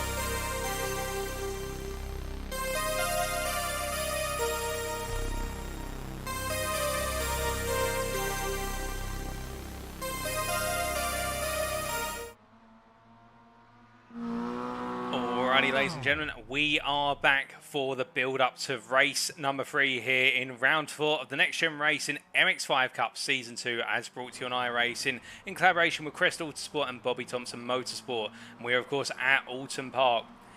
With 4 minutes before we get underway with setting the grid, the full reverse grid for the 25-minute sprint is the case. Our first 2 races have been a mixture of fortunes, but the fact race number 1, minus a major incident involving some of our drivers further down the grid, was a relatively calm race number 1, albeit we did see a couple of incidents there. But race number 2, by comparison, the race that we've just had, it was a very chaotic race. We saw 2 instances of the safety car coming out, a number of major players within the respective drivers' championships being involved in key incidents, and indeed it's going to mix up the grid massively for the full reverse grid of race number 3, and this could present some drivers with a huge opportunity to score big, and will they be able to pull it off come the end of the 25 minutes? That will be the all-important question.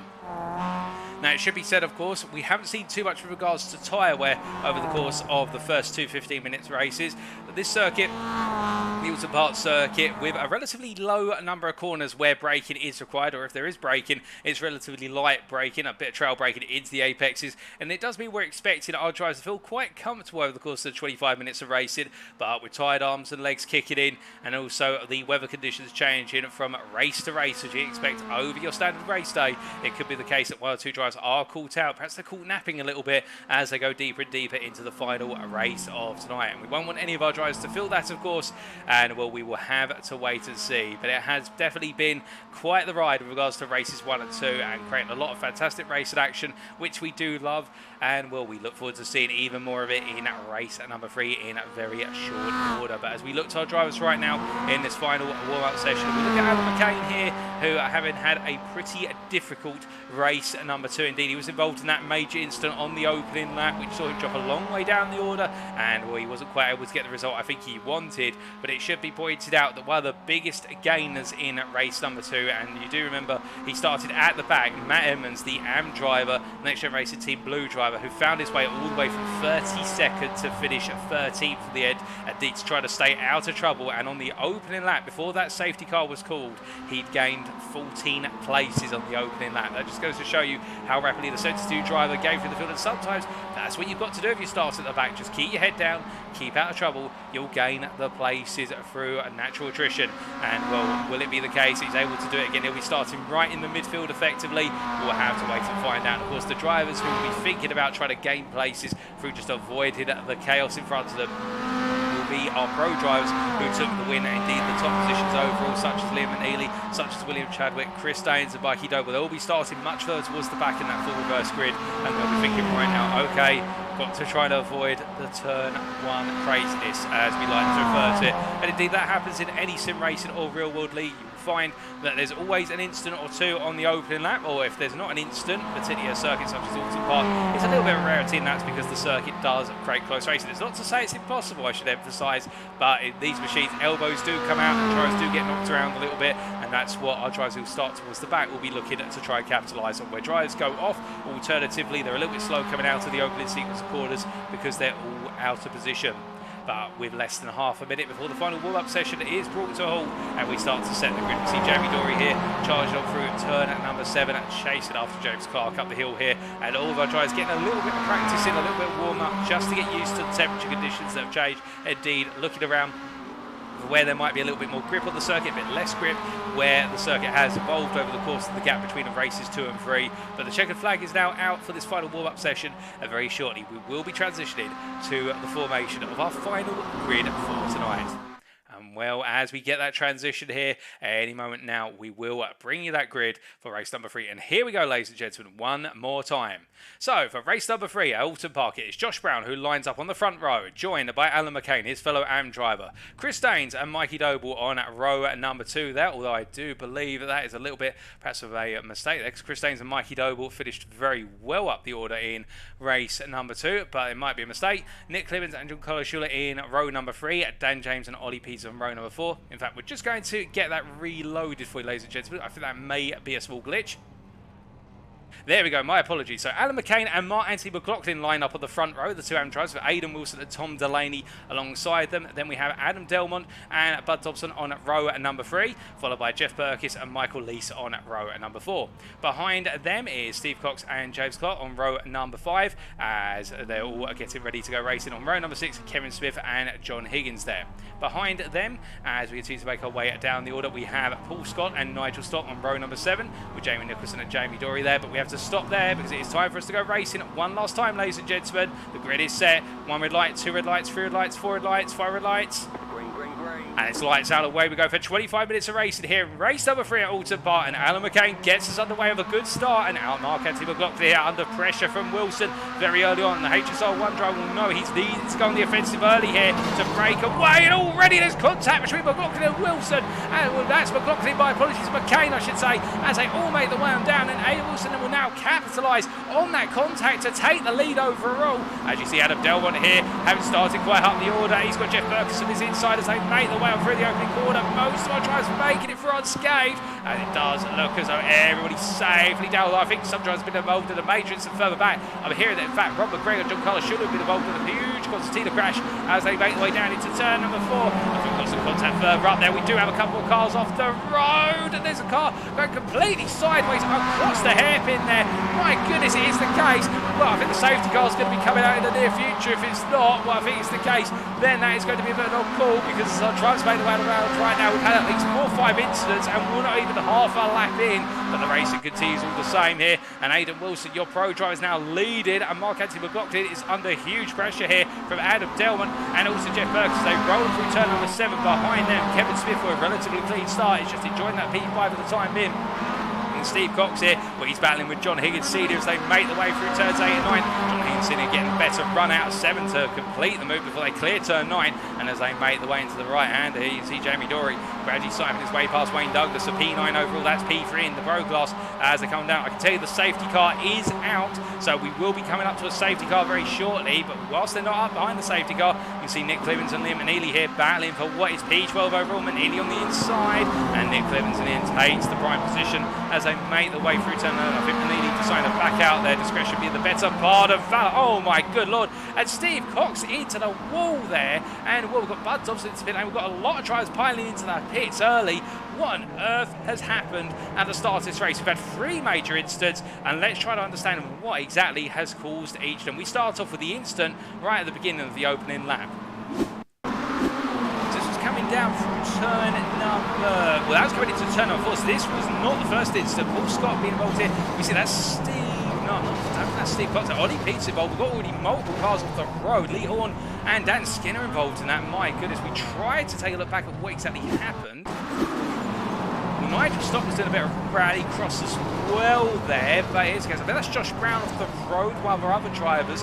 It's very hard to pick out who exactly was involved now. I think Michael Leese as well. Where was Michael Leese involved in this? Well, he was making his way across, and well, at this time he took Bud Dobson with him. And last time when we saw one driver going a bit wrong and erring into the hairpin, and then everyone gets stacked up on top of one another. And well, we can see Matt Evans involved in that as well. Lee Horn, goodness me, and even almost Thomas Delaney as well. But we look from them to what happened on the opening lap between Rob McGregor and I think Chris Daines. Well, that's not quite at the start, but that is Joncarlo Schooler and Rob McGregor coming together into the wall. Let's try and take a look back a bit further exactly what happened. So this was the opening lap. So coming down to turn 2, Joncarlo Schooler and John Higgins, sorry, Rob McGregor in contact. Sam Smith hits Schooler, and Schooler's still rolling there at that point. Now, when he tries to get himself pointed back the right way, well, no, that's Chris Daines involved in contact there. Now, what exactly has caused Chris Daines to be involved in that contact?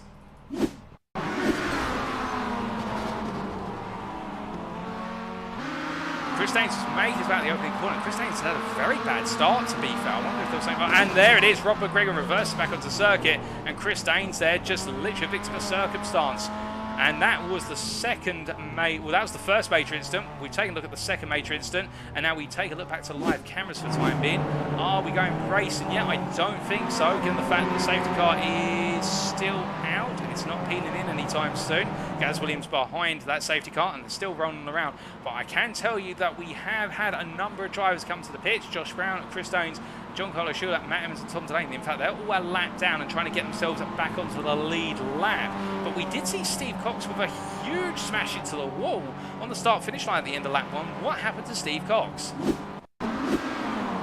Coming out of turn number 11, so it was a bounce side by side with the 69 machine. I think that's Aidan Wilson. And a tap there in the rear panel, and that sent it into the wall. Well, that's not Aidan Wilson, my apologies. That's John Higgins Sr. involved in that contact. Well, that explains it, and well, I think it was the case they were both trying to contest the same bit of space of tarmac, and in the end, Steve Cox was the leader of the two of them. But that's going to be one that the stewards will have to dissect. But my goodness, what an absolutely carnage-filled opening lap there. We still do have all 32 drivers competing in this race. It's the case of all the cars that have come into the pits have come back out, but we have now lost the opening 5 minutes of racing. We had a full lap of racing effectively with a good number of incidents, but since then we've been behind the safety car. Now, we are waiting for confirmation as to when the safety car will peel on in, but I can tell you in terms of drivers out on the circuit, Bud Dobson into the pits. He's now leaving the pits here, so it shouldn't be too long. We do have Tom Delaney listed as out at the moment, so that may be a retirement from Delaney. Perhaps that's the one car that has not been repaired, which would be very unfortunate if that's the case. We will wait and find out. We see Chris Daines making his way around, trying to catch up to the field as soon as possible. So I think we just have the one retirement of Tom Delaney so far, but Chris Daines has got it all to do from the back of the field. He's got to catch up to the field as well, which is only going to put some more stress on the 111 driver as he makes his way around, much like what Bud Dobson's got to do, and Joncarlo Schooler as well. They've got to close on up. And well, Matt Evans, of course, the biggest gainer in race number 2. He has now got to do a lot of gain work to close up to the field, because where is the field? It's making its way through turn number 10, and well, will we see the safety car peeling in this time? Aidan Wilson, your leader, the Pro Class leader, and he's got Adam Tellman literally 2 places behind him in P3. The Next Gen Racing with orange driver there with the green colours on the rear of the car.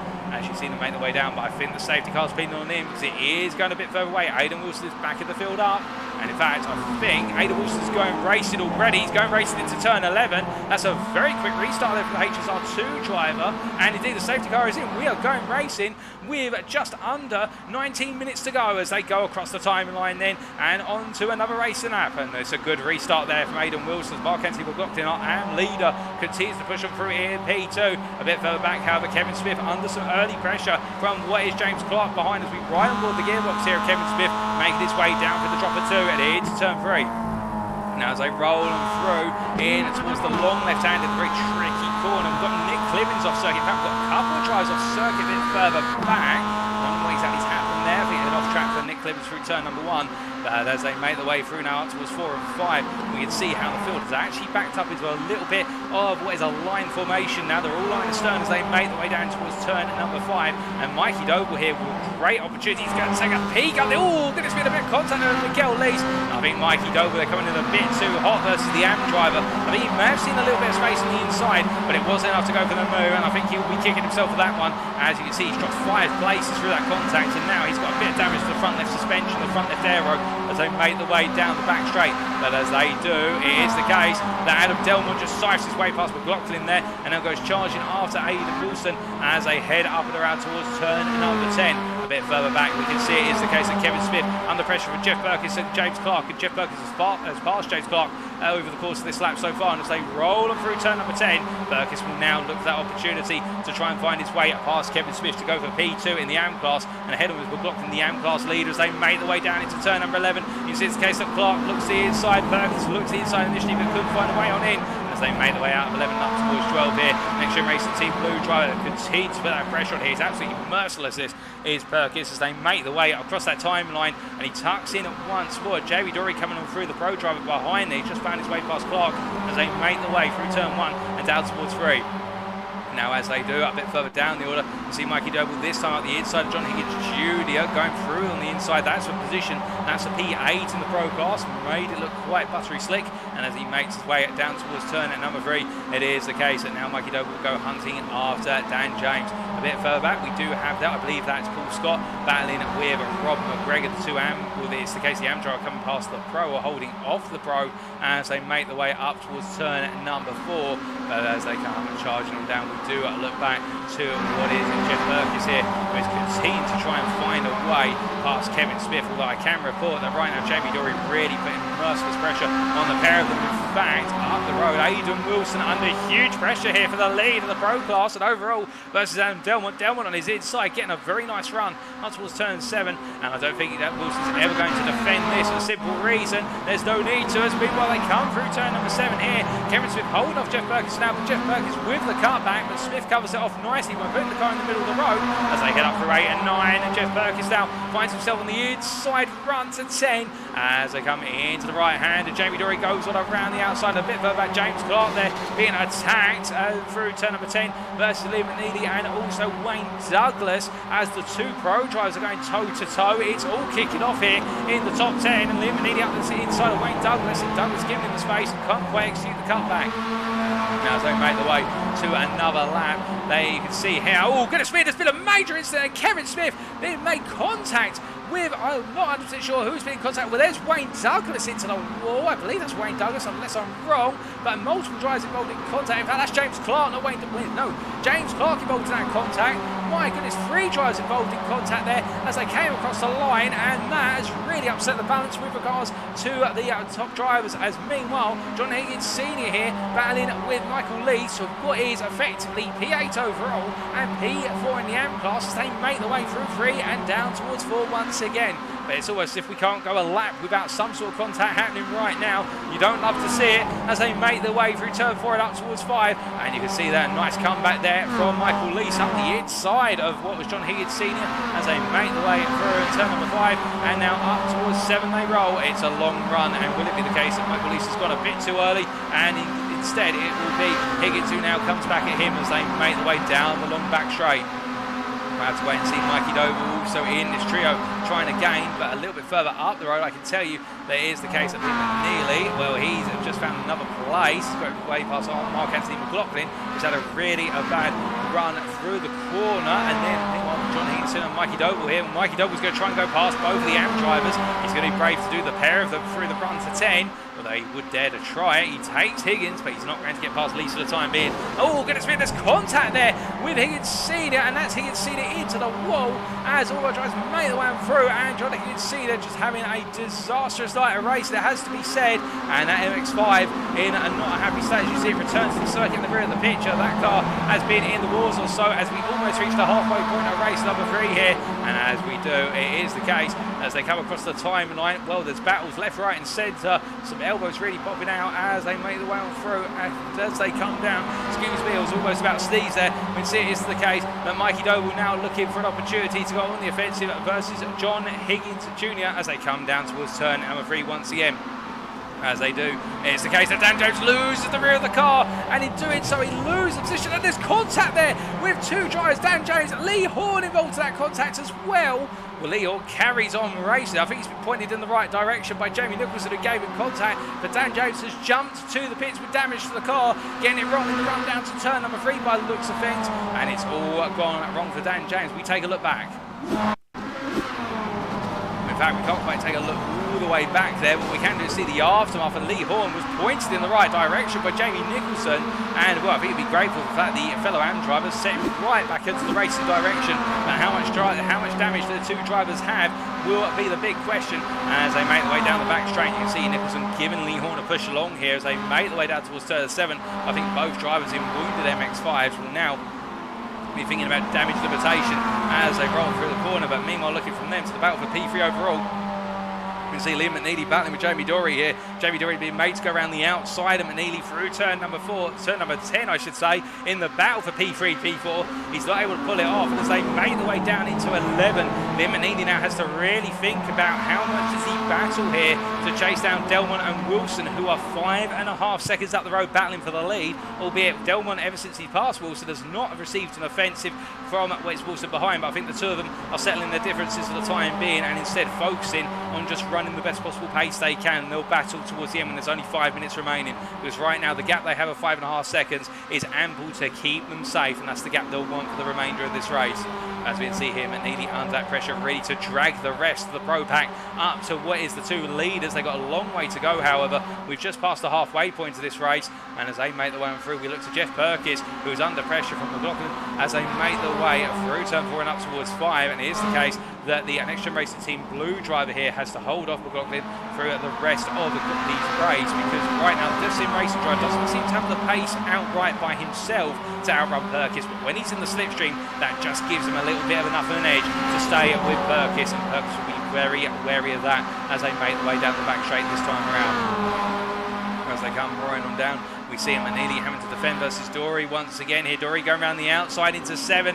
McNeilly's going to hang it there, but he backs out a little bit early this time, and Jamie Dory goes deep as a result. But McNeilly forced him to go the wide line, and as they come up the hill, you see Jeff Perkins there, literally being boxed off by the 2 pros, and Perkins surely he's not going to consider going for the middle of them. No, he sensibly backs out as you see McNeilly holds the inside run into turn number 10 here. This battle for P3 in the pro class, I think it's the case that they think they're battling for the win right now, because Wilson and Delmont are now 7.5 seconds up the road as the drivers continue to make the way through, and as they do, Liam McNeilly is under huge pressure with Dory, and I think Dory sees this as his opportunity to put one over the Team Fordzilla driver as they make the way onto another lap. 10 minutes remaining plus the final lap, and the battling could not be tighter. As we were a bit further back, you can see it there, that is Michael Lees pulling aside, and we can see Mikey Doble gaining another position as Michael Lees is letting all the pros through. That is Doble, that's John Higgins Jr., and that's also William Chadwick. And Michael Lees actually with a very sensible bit of racecraft there. He's pulled the car back in and got Dan Skinner tucked in behind him now, and being very clever with regards to the positioning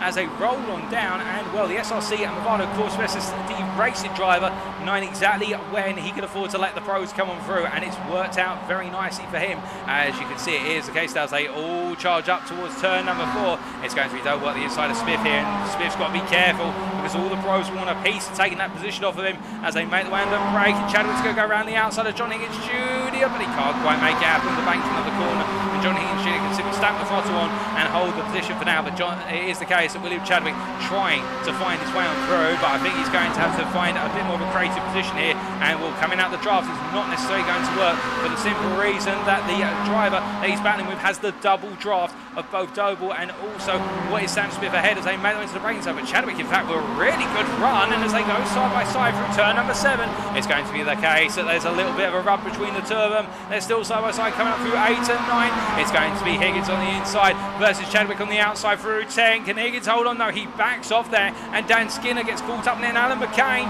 battling with Michael Lees. So they're in contact with one another, and McCain is turned off the road there. He's not into the wall, but he'll feel as though it's practically hitting the wall there in terms of the fact he's got to get the car turned around, but he does so quickly. Meanwhile, looking back to the battle for the lead, we can see it is the case that Delman and Wilson battling behind them. I do believe, unless I'm very much mistaken, that is James Clark who is a lap down and soldiering onto the finish line here in the Swift Cooper machine as he makes his way behind the two leaders. They're battling right now, but I think they're more focused on just maintaining the gap to the rest of the field.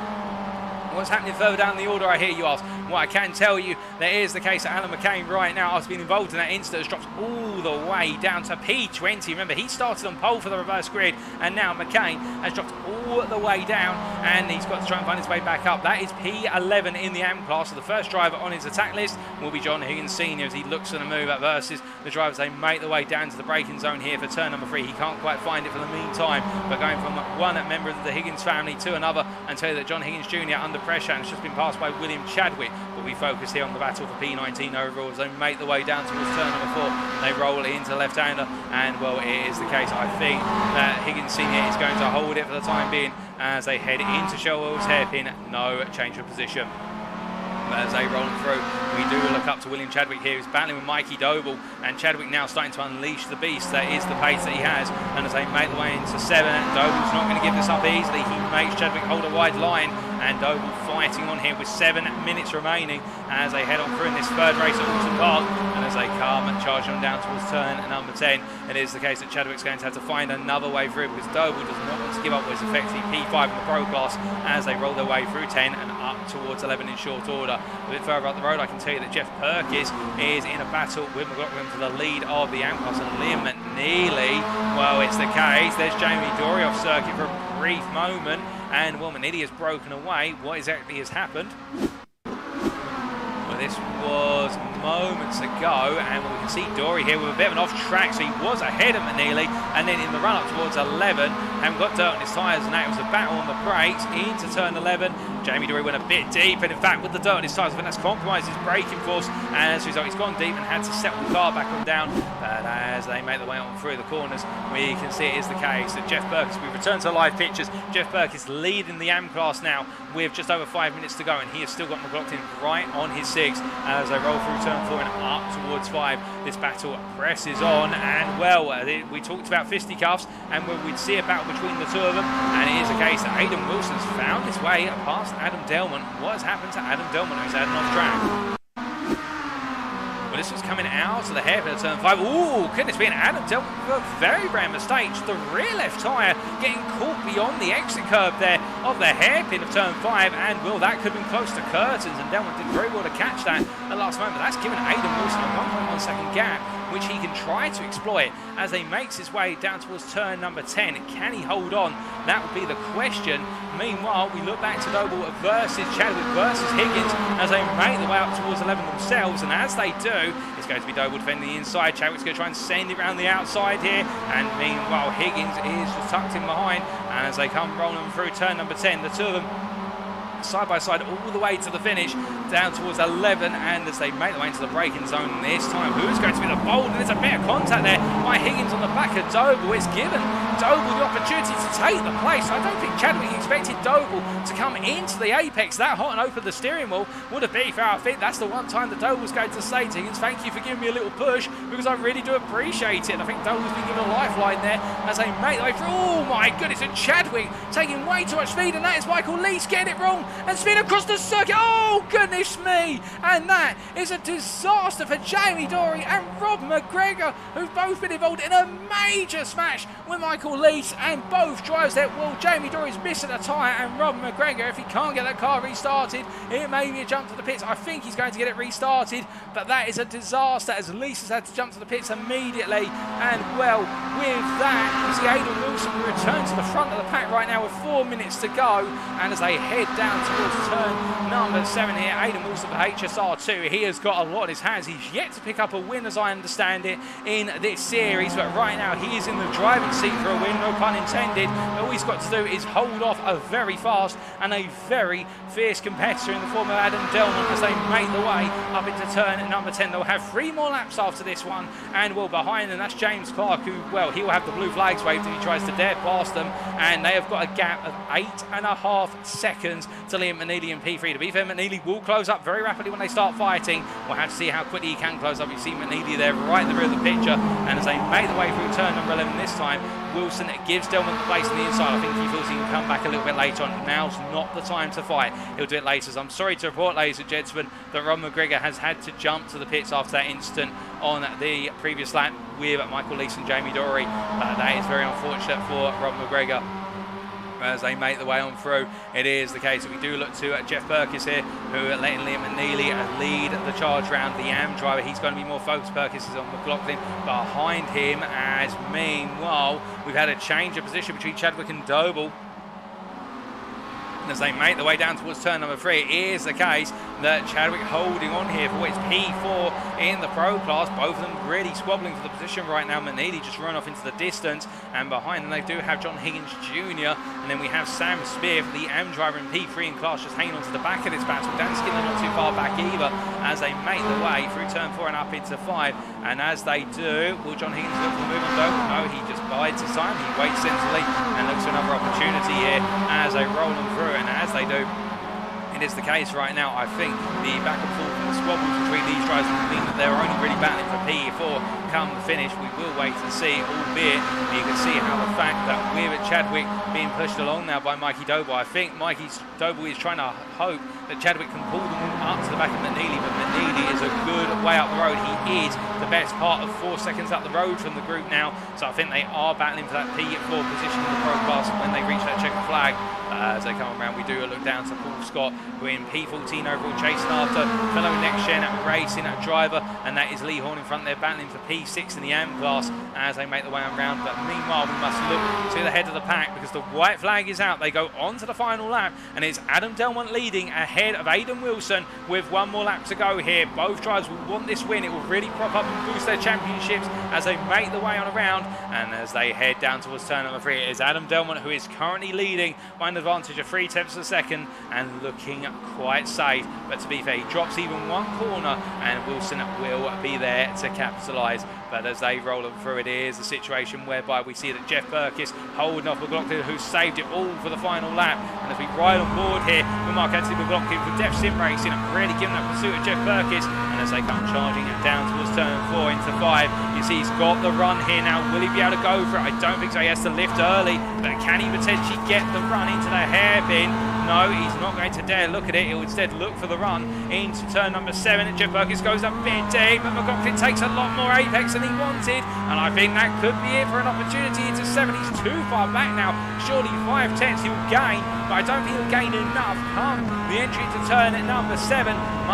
We look from them to Adam Delmont versus Aidan Wilson. They just made their way through turn number 7, and Delmont right now under huge pressure from Aidan Wilson as they roll them through, and Delmont puts a wheel on the grass. That's going to lose him a lot of momentum, but he holds the inside into turn number 7 as they roll it through the right-hander, and Wilson tries to get the cutback, but Delmont blocks it off here. It's going to be a run to turn number 11. It will be a battle on the brakes. Delmont on the inside, Wilson the outside. Wilson's got his nose ahead, but Delmont's got the position advantage. Under braking they go. They both go as late as they dare, and as they come out the final corner, it's Delmont ahead, and as he makes his way up to the finish line, it will be Adam Delmont who takes the win overall and in the Pro class in race number 3 ahead of Aidan Wilson, and a bit further back it will be Liam McNeilly who completes the Pro podium, and he'll come across the line just ahead of your AM winner Jeff Perkins, who held off Mark-Anthony McLaughlin to the line. William Chadwick P6, Mikey Doble P7, and then it's John Higgins Jr. P8, and Sam Smith in P3 completes the AM podium in a brilliant drive of his own.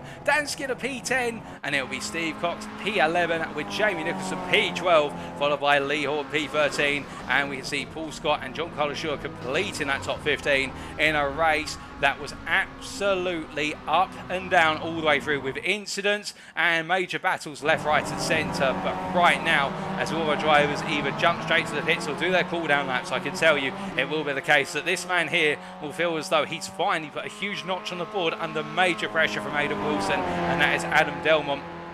We'll be very pleased with that, and whilst we can't see Jeff Perkins down the circuit, he's jumped immediately to the pits. I think Jeff Perkins will be very proud of what was that run over the course of the race today, and in the end righting the wrong of race number 1 and picking up that great win in race number 3.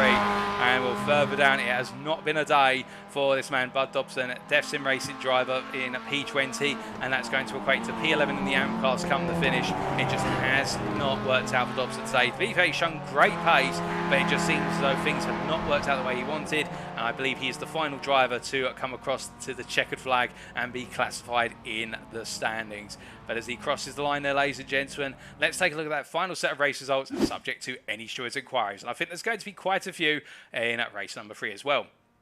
So subject to the stewards, post-race, it is the case. Adam Delmont is your overall winner and pro winner in the end by 3.5 tenths ahead of Aidan Wilson and Liam McNeilly completing the pro podium in the overall podium. Jeff Perkins coming home P4. He is our AM winner for the purposes of race number 3 ahead of Mark Anthony McLaughlin. The two of them battling to a line separated by 3 tenths come the finish. William Chadwick P6, Mikey Doble P7, John Higgins P8 and then Sam Smith P9 overall completing your AM podium P3 in the class. Dan Skinner P10 ahead of Steve Cox, Jamie Nicholson, Lee Horn, Paul Scott and Joncarlo Schooler to complete the top 15. And then it is the case that Nick Livins coming home P16 ahead of John Higgins Senior, I should say, then Alan McCain in P18. And as we look further down the classification there, we can see it is the case. Bud Dobson P19, Jamie Dury P20 when all said and done, Nigel Stott P21, James Clark P22, Michael Lees running well until that unfortunate moment coming out to turn number 1, see him drop all the way to P23 at the finish. Ollie Peters P24, Josh Brown P25, Kevin Smith P26, Ron McGregor P27, Matt Evans P28, and then last but not least, Dan James, I should say, P29 ahead of Wayne Douglas. Chris Daines with that unfortunate retirement, and that retirement's right at the start of the race. Tom Delaney finishing P32 overall. Well, my goodness, ladies and gentlemen, what a trio of races tonight. And indeed, up and down the field, great racing action for a good part. Also some incidents which I think some drivers will be a little bit shuffled by, or shaken by, I should say. But still, it was the case that we saw some great battles through and through. And now it is time for us to look at bringing you those post-round interviews with select group of drivers. So give us a brief moment, give us about 5 minutes, and we'll be back for those post-round interviews. Don't go anywhere, you won't want to miss them.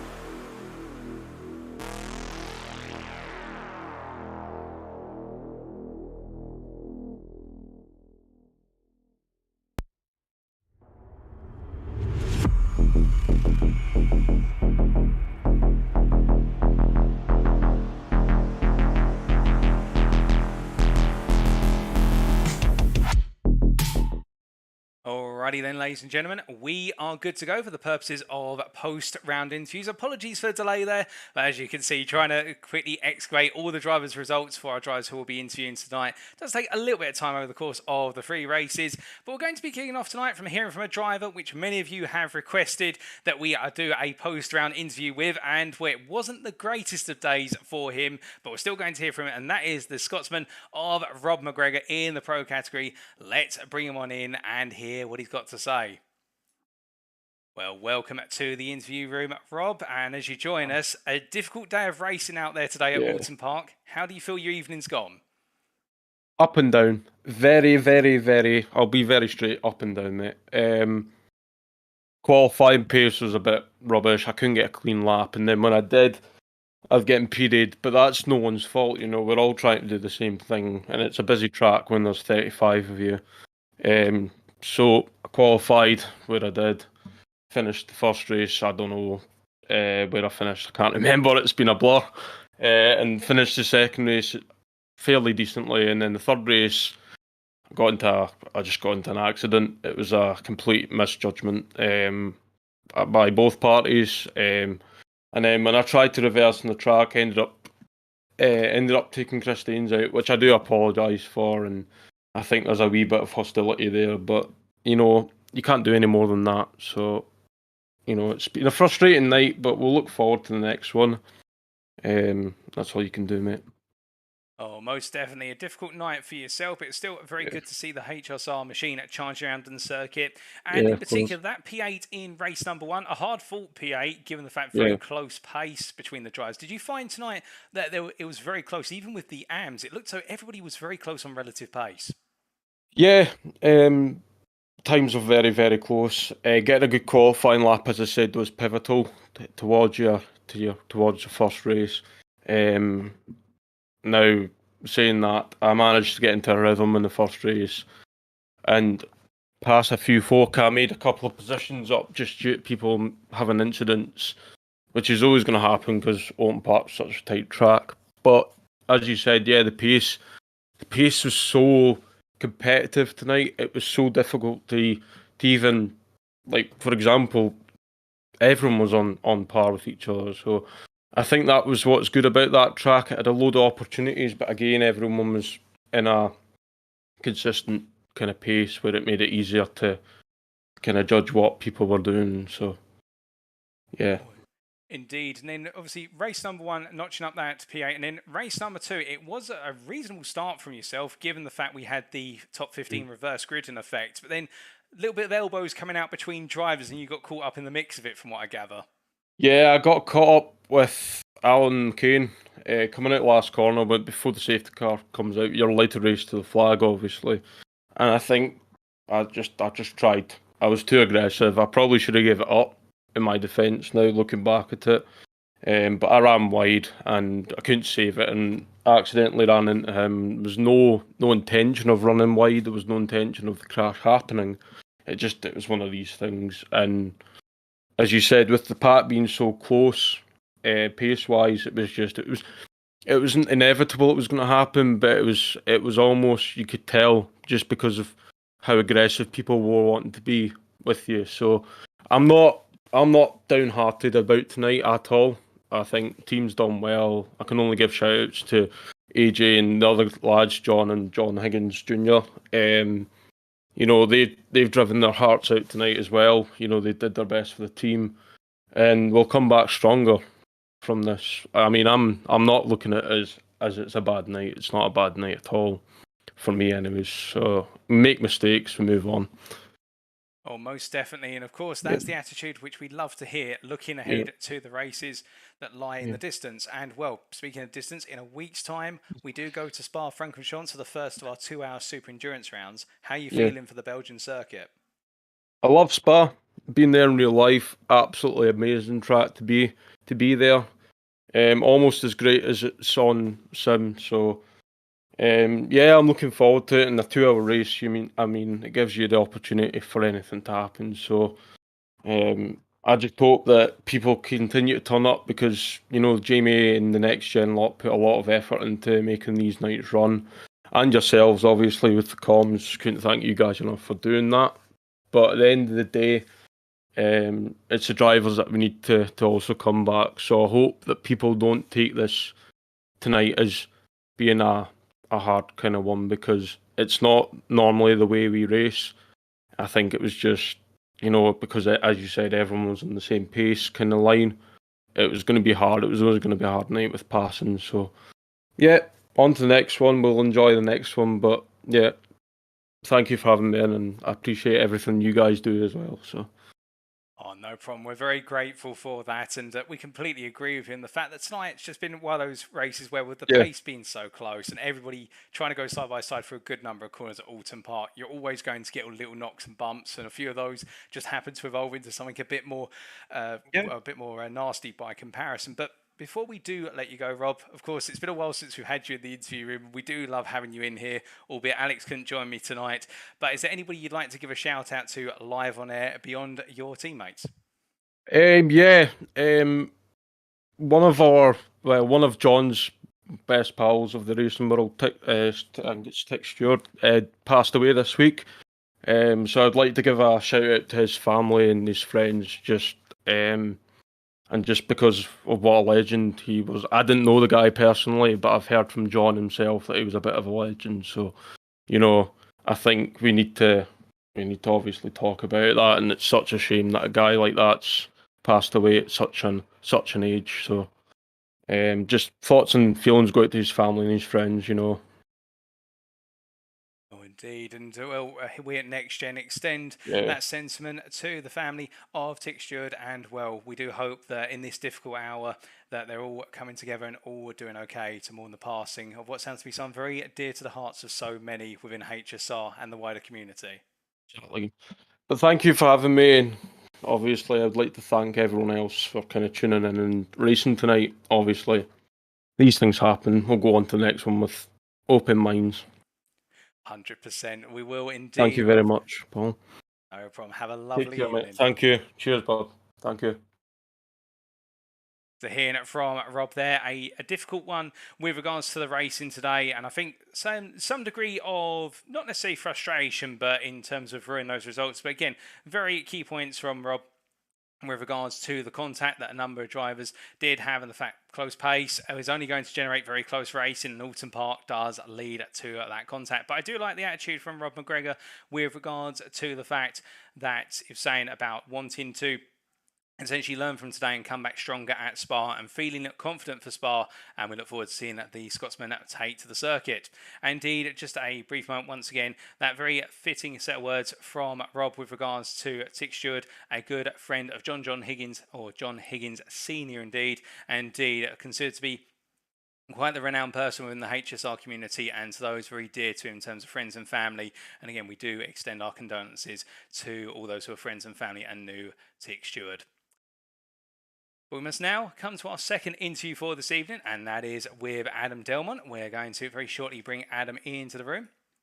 And, Adam Delmont having quite the set of results today with regards to his races. Of course, a second in race 1, an 11th in race number 2, and then a win in race number 3. And, it'll be very interesting to hear how it's a bit of a roller coaster ride for him as we do bring Adam Delmont into the interview room here. Adam, quite the roller coaster ride of results today at Oulton Park. A second place in race 1, an 11th in race 2, and then a win in race number 3. How do you think your night at Oulton Park's been? Do you know what, Paul? I've had 2 cracking races, to be honest. Race 2 didn't exactly go to plan. After a really good start as well, I'd got to 6 pretty quickly. Thinking, it's on, try and push for a win. But it all unfolded pretty quickly. But it gave me a good position for race 3. Met the most of it. I nearly did chuck it away, though. I don't know if you saw it. I dipped a wheel. Coming out of the hairpin? No, I think it was the pretty fast. Do you know what? I can't remember what corner it was because it was that intense. But it might have been the hairpin, and I dipped a wheel and I shot across and fishtailed both ways and gathered it back up behind, I believe it was James Clark. He was a lap down, but he helped tow me a little bit back up. But yeah, no, do you know what? It's been a good night. I've really enjoyed it. 2 cracking races. Oh, indeed. And looks like you're enjoying it out there from the start. Qualifying very close between yourself and a number of the pro drivers. And then just take us through qualifying. Because we heard from Rob McGregor moments ago about how close and difficult it was to get a lap. You seem to come out of the starting blocks absolutely flying in qualifying. Yeah, I picked it up quick. The worst thing was I did that lap, and I actually did a better lap later. I would have been on. I think Mikey had still had pole. I think I was on for a 0.8.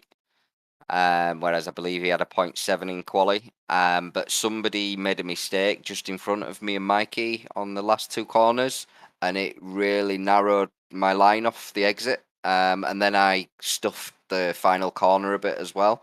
But no, a draft track in this variant, still right at the front. It didn't bother me too much. The pace was there. I knew it was there, so I knew I'd be able to work and move forward anyway. So Most definitely. And then we saw in race one, you immediately going on the offensive, battling for the win throughout. A very close battle between yourself and William Chadwick. But to be fair, I think at some points it was extending to a 4-5 way battle involving Mikey Doble and a couple other drivers as well. Chris Dane's also being in there. Just take us through what it's like battling side by side so closely with drivers at Oulton Park. So we saw a lot of times where it didn't go right for drivers, but we also saw plenty of times where it went right. And you guys had a fantastic battle.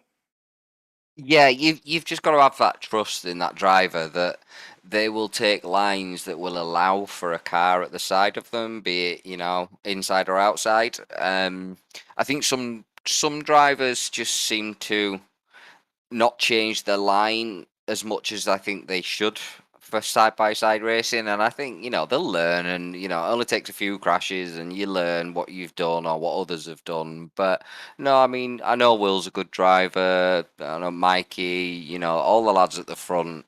I think, we've raced against each other more than enough times now to know that we will always try and give that room. Yes, mistakes do happen. We're not all, inhuman. We do make mistakes, especially when we're pushing as hard as we are.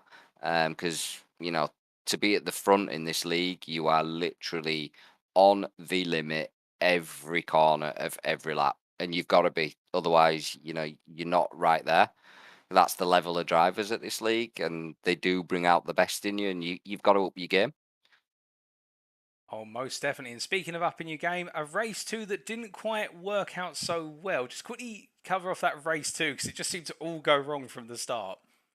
Yeah, I got really good start, and I think I was going around the side of Dan James on the fast right, and he just missed the apex, and he literally just tapped me. It was the softest touch you could imagine, but it just caught me right as I was literally, on the limit as it was, and it was just enough to kick the back of the car a little bit too much. I tried to correct, and it flicked me the other way, and I got going, and then there was a big crash causing the second safety car, I believe. And I came up over the brow of the hill, and I had two cars directly in front of me, and we were at race pace. And somebody had rejoined and was driving down the right hand side of the track, but then I'm not sure why, but they moved to the middle of the circuit at literally, they must have been doing 40, 50 mile an hour. The two cars in front of me split either side at the last minute, and I just had nowhere to go and absolutely nailed the back of that car. So I had to tow. But I did finish on the lead. Like I think when I came out, there was 35 seconds back to, I believe it was Liam, who must have been leading. So I stayed on the finishing lap, and obviously that counted towards my race 3 win. So not all Indeed. bad. And then coming to your race three, of course, starting towards the front. But to be fair, Aidan Wilson was up there with you. A great battle between the two of you. And it looked as though for some time after that initial safety car, which took away 5 minutes of the race, you two seemed to mutually agree not to fight until the final 5 minutes. Yeah, I caught obviously Aiden. Aiden knew I had a little bit of pace on him. But obviously with drafts, so he knew that we had the likes of Jamie and Liam, that were still in a window that could have caught us if we'd have battled. So he did actually say, "Look, I'm happy to work with you." So he let me go, and then proceeded to just keep pushing and just stay in my wheel tracks. Then obviously I made that mistake, dropped back a bit, and caught again. And he did the same again because he just knew that there was no point us fighting. We didn't need to. Nothing was said coming up to the last lap, but every driver knows that if roles reverse that last lap, it's full send. I'm going for it, and I knew that he would, so I just covered it and defended the inner line, and I took that 50-50 gamble of holding and anchoring it up a bit on the apex of the double right-hander. Is it third to last corner? Yes. And I took a gamble. He was either going to go for a cutback or he was going to swing it around the outside. I took the gamble that he was going to try and go with a cutback because of the way I'd entered the corner, and it worked. It made him have to push out, and it gave me enough to keep down his inside for the final turn. And obviously, I just got a nice launch off the corner and managed to cover him off and cross the line. But no, we both said straight away, great race, good respect, good hard racing. It was good. Enjoyed it. Oh, most definitely. It was fantastic racing all the way to the end there, and has really capped off a solid night in terms of performances from yourself. And now we look ahead to Spa in a week's time for the first of our 2 super endurance rounds. 2 hours of Spa awaits. How are you feeling for the Belgian circuit? Pretty good, Paul. I'm usually okay around there. Obviously, it's a draft track, so it's gonna be, and it's a 2 hour, so it's gonna be a lot of settling down and thinking about where you are and how long's left. There's no need to push too hard too early. It's a long fast track, so yeah, it'll be. I'm hoping to be up there fighting at the front, and probably do my usual without giving too many secrets away. Maybe hang it back a little bit, and I'll read through the race where my strong points are compared to those around me, and I think I'll probably save those in the back pocket for towards the end of the race, I think. Oh, well, it sounds as though you've already scheming a plan, and we look forward to seeing that plan come to fruition in a week's time. But until then, just before we let you go, Adam, is there anybody you'd like to say a thank you to or give a shout out to on the broadcast tonight? Yeah, you guys as always for putting on a fantastic broadcast. I always genuinely love watching them back. All the admin for running it, the drivers, and obviously my new teammates, and with the NXTGEN boys, Jamie putting in some solid time as well tonight. So yeah, thanks to all of you. Well, it's our pleasure to bring the broadcast each and every week. But with that, Adam, congratulations on your results day, and we look forward to seeing you in a week's time. Cheers, Paul. See you in a week. Have a good evening. And you, bud. So hearing there from Adam Delman, who on the whole sounding very positive about the way his results have gone in the races, and you could hear it there when he was talking about race number 2, those unfortunate incidents. But again, the priority was just finish on the lead lap and get the reverse grid qualification for race number 3, and it worked out well. And that mutual agreement between himself and Aidan Wilson to avoid battling until the very end, where they both went for it. Great battling between the two of them, and Delman, I think, just had it in his mind, as he's saying, knowing where to defend and where to look out for the potential cutback, and Wilson was not able to capitalise. But speaking of Aidan Wilson, I think it's time we bring the number 11 driver in the Pro class into the interview room, and as we grab him very quickly, here's the case that Aidan Wilson having a relatively positive night of racing, and in a way a very similar night of racing to Adam Delman. A good race 1, a difficult race number 2, and then a great race number 3. I think we will be hearing a very interesting perspective from Aidan Wilson with regards to that. So as we bring him into the interview room, Aidan, a great night of racing from yourself on the whole. A bit of a difficult race number 2, but races 1 and 3, plenty to shout home about, wouldn't you say? Or what do you find about Oulton? Was it a good day? It was an up and down day. The first race felt really good. I felt quite happy with that, but the second race, unfortunately, just a racing incident, I guess, took us out. But race 3 made up for it all. Yeah. Oh, indeed. And one of the things we've talked about a lot in terms of the interview so far is how close everyone was running on pace. And we saw that in qualifying. The top 15 were separated by 1.1 second. Did you find qualifying was one of those sessions where it didn't matter how fast you were, you just had to sort of slot into the qualifying order? Yeah, definitely. I struggled for my qualifying to get a valid lap time. It got quite frustrating at one point, but it is what it is. I just found enough pace to be there, and as long as you're there, I think you're in with a chance. Oh, most definitely. And then translating from the qualifying into race number 1, we saw a good drive from yourself all the way through and to come home in P5, but it did look as though it was very close between yourself and the drivers around you, and particularly the battle for the lead just in front was, I think it was a 4-way battle extending to yourself at one point. Do you feel as though P5 was the best you could have got out of race number 1? Yeah, definitely. Race 1 was really just, I was being very conservative about it and not wanting to send it too much to ruin for the next race. I just wanted to get some decent points for this round and try turn the championship around a little bit. Indeed. And then race 2, we'll just briefly talk about, obviously involved in that racing incident, which saw a lot of pieces of Mazda MX-5s fly out. And if anybody's an MX-5 connoisseur, you may want to go out on the circuit right now and pick up a few bumpers and spare parts.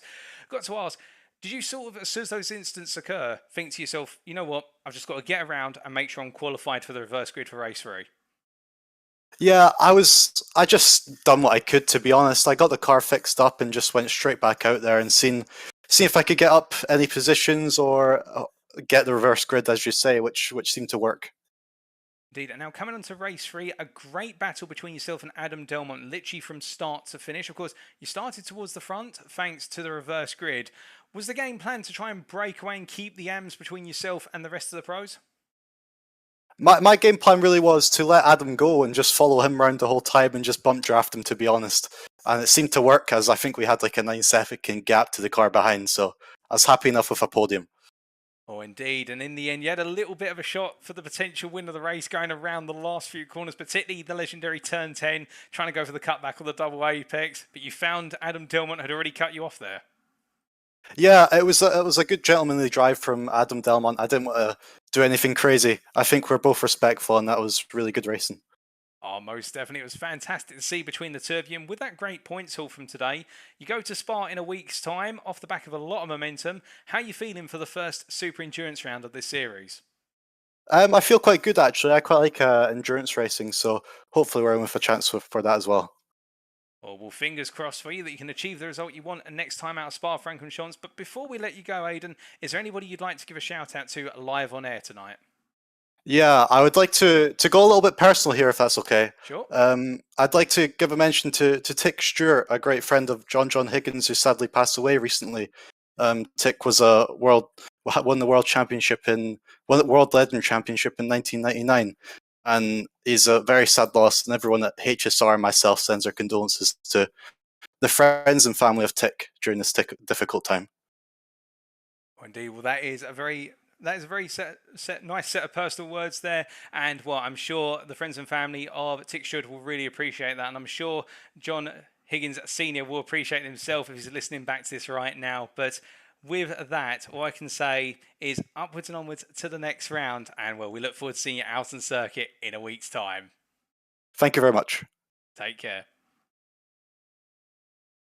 So hearing there from Aidan Wilson, again, a very fitting tribute from Aidan with regards to Tick Stewart. And, well, I've learned a little bit about the man himself, Tick Stewart there, and I think I might be doing a little bit of research after tonight's broadcast because I'm genuinely curious now. Indeed, an individual who can touch so many lives, where it is very fitting. But talking about Aidan there, very upbeat with regards to his racing for tonight. And definitely with regards to races 1 and 3, and race 2 was just a little bit of a speed bump along the way. And talking about that respectful race night, a gentlemanly racing with Adam Delmont in race number 3. And I think Aidan Wilson and Adam Delmont are two drivers to watch. They're going to take big results when they're available, and they do have quite the race sense on them. But now we must come to our final interviewee for this evening, and that is William Chadwick. And, well, we're going to grab Will very shortly and bring him into the interview room. And really, perhaps the biggest winner of tonight in terms of points in the Pro class, with that win in race 1, a second place in race 2, and a fourth in race number 3. Was in the wars a little bit in race number 3, but able to bring the points home. And as we bring him into the interview room, Will, thank you for joining us in the interview room. A very strong performance from yourself and Team Vortilla once again tonight. But 3 very chaotic races, but somehow you managed to keep it in the top 5 and bring home 2 podium finishes, including a win. Would you say Oulton Park's been a good evening for yourself? Well, I always love turning up at Oulton Park. You know, been here a lot since I was a kid. Oulton Park's my local track, so yeah, love this place. And yeah, it was pretty decent results tonight. You know, nothing too bad. Getting some good solid points in the championship. Be interesting to see if I've caught those 8 points on Liam going into this round, and see if I've overtaken him. Oh, indeed. And it was from the start, we saw in qualifying that yourself and Liam working very closely together in the session. And in the end, nobody was able to beat Mikey Doble, but you were able to get yourself on the front row. Liam McNeilly was starting on the second row. How do you think your qualifying session went? Initially Liam had a disconnect issue, so he disconnected for like half the session, and that kind of messes up our plans because we plan to go out together. We then give each other's tow depending on what lap it is, and then coordinate that way. So because you need a tow in these cars, and that time that Mikey did was with I didn't watch the lap, but it will have been with a good tow because like the fastest you could probably do without a tow is like a 0.1, and we all went faster than that in the front two rows. So it's all about timing the tow, getting the tow right. But Liam wasn't in the session, so it ended up being I tried to get a tow to get like a lap on the board while we were waiting for him to join back, and then it was just we had limited time. So I think I messed up one of my faster laps, or actually my fastest lap. I had to overtake someone into the last corner. So it was okay. The qualifying was all right. But yeah, Mikey's time was very good with tow, and you know it was always going to be hard to beat, even on a perfect lap. Oh, most definitely. And I'm sorry to hear about your teammate Liam having the disconnect issues, but it was great to see him come out on the circuit for the latter portion of qualifying. And translating it over into race one itself, we saw a good start from yourself, but it did seem to be very nip and tuck between yourself, Doble, McNeilly, Chris Daines, and also Aidan Wilson was not too far away. A lot of side-by-side racing in race number one, which came to fruition. Just take us through what was going through your mind over the course, Dax. It looked very close and on edge. You've got to be really careful in order to try and give everyone the room. You know, it's quite hard in these cars, especially at fast corners. So we're talking at the end of going through Hislops after the second chicane. Oh, sorry, no, Knickerbrook, I should say. Going past where the second chicane would be if it was in use. That corner, because it's so fast for these cars, it's always going to be very hard for you to give the room. So you've got to be really mindful of that and make sure you turn in early. In terms of all the guys at the front usually give plenty of room, so it's always easy to race with them, and you just kind of trying to run your own race, but also maximize your own opportunity to get as many points on the board as possible. It's all about consistent finishes in this league. If you get the consistent finishes with inside the top five, you're going to be doing well in the championship. Oh, most definitely. And that consistency shone through for yourself because as you translated it into race two, starting P15, come the end of it, second place, it wasn't a race without events and incidents, but you seemed to find a way to charge through all the chaos.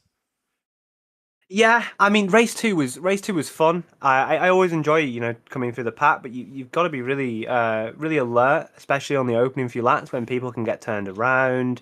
You're trying to avoid the damage, getting any damage, and also watch out if there's any safety cars, making sure your strategy's correct. But it's never too hard to overtake in these cars. There's always a big tow effect, tow ranging back to about 2.6 seconds in these cars, something around there. So you're always going to get some form of benefit in the early stages of the race. So you can set good lap times, you can get through the field. It's all about staying out the incidents as well, though, because if you get an incident and you get a penalty, then it's going to push you down the order for the post-race penalties. Oh, most definitely. And we saw with the result you achieved in race two, of course, starting from towards the back in race number three, and I should correct myself from earlier, charging all the way through to finish to finish fourth. I'm getting yourself mixed up, William McNeilly. My apologies, but charged all the way through to finish in fourth place in the end. A great effort from yourself, but it feels like you got locked up in a bit of a battle with Mikey Doble and John Higgins Jr. for the best part of half the race. Yeah, those battles can, sometimes it can be frustrating because you end up losing a lot of time, but it's important to get the moves done and push forward. I think Liam had a bit of damage, so he wasn't able to keep up or try to catch the leading two. But yeah, I mean, but it was all clean fighting, and everyone's entitled to race at the end of the day. And yeah, it nearly got me at the last corner, nearly caught me sleeping on the last corner, Mikey, but.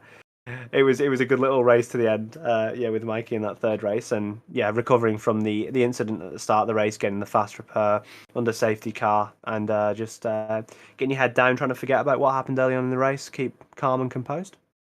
Oh, most definitely, and I think you definitely demonstrated that with the recovery to P4 in the end. And now, looking ahead to the next round, the first of our two super endurance rounds, 2 hours of Spa-Francorchamps and the Mazda MX-5s, yay or nay for that combination?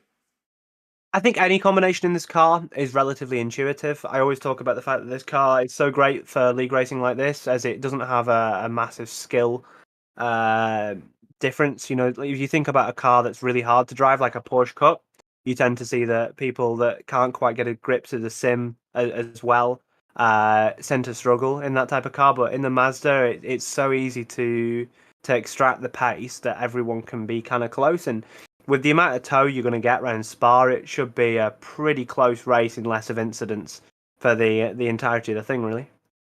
Well, it definitely is one that we're going to be looking forward to with eager eyes and looking forward to how you get on yourself at Spa-Francorchamps. But until then, and just before we let you go, is there anybody you'd like to give a shout out to or thank you to live on the broadcast tonight?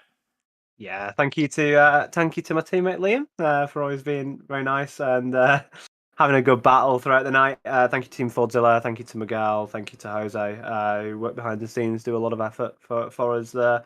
And yeah, no, thank you to you for doing the broadcast, and also Jamie and Lee for doing all the admin-y stuff and setting up the league. Well, it's our pleasure to bring you both the league and also the broadcast, and I'm sure all those who you're going to shout out to will appreciate it live on air. But until next week, Will, thank you for joining us in the interview room. Congratulations on your trio of top 5 finishes and those 2 podiums and that one win in particular, and we look forward to seeing you in a week's time. Thank you very much, Paul. Appreciate it. Have a nice evening. So hearing there from Will Chadwick, very happy of how things played out over the course of the evening with that win in race number 1, the 2nd place in race 2 and the 4th in race number 3. I think really when he's talking about consistency, that is the key. And we talked about it right at the start of this evening's broadcast with the fact this is the final round for a brief while.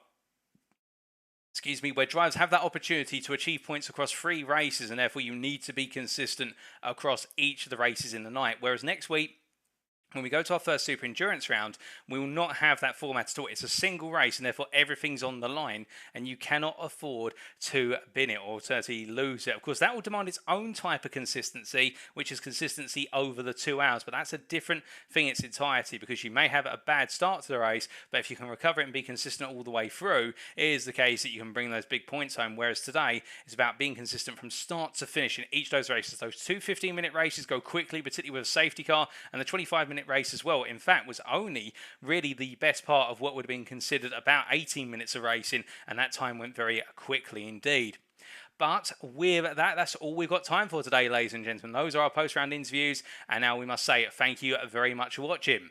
And if you did enjoy tonight's show and you want to know more about NXTGEN Racing, or alternatively the series that we run, why not check us out? Our official website, that is the NXTGEN Racing website at www.nextgenracing.co.uk. Alternatively, we do have our Facebook group, which you can take a look at. That's facebook.com/groups/NXTGEN Racing. Also, a big thank you to our partners, without whom it would not be possible to bring you this series, and that is Crest Autosport, their website, crestautosport.com, and Bobby Thompson Motorsport, that is bobbythompsonracing.com. But now we must pack up our bags and head to the European continent for next time, round number 5, on Monday, the 30th of May 2022. We head to Circuit de Spa-Francorchamps for what is the conclusion of the first half of the season. The first of our Super Endurance rounds awaits. Who will thrive at the Belgian circuit? Who will come home with a massive points haul after 2 hours of racing? You'll have to tune in a week's time to find out. But until then, thank you very much for tuning in tonight, ladies and gentlemen. And until next time, stay safe, stay well, stay smiling. For I have been your host and commentator, Paul TX141 Walsh. And until next time, remember to stay on track. Good night.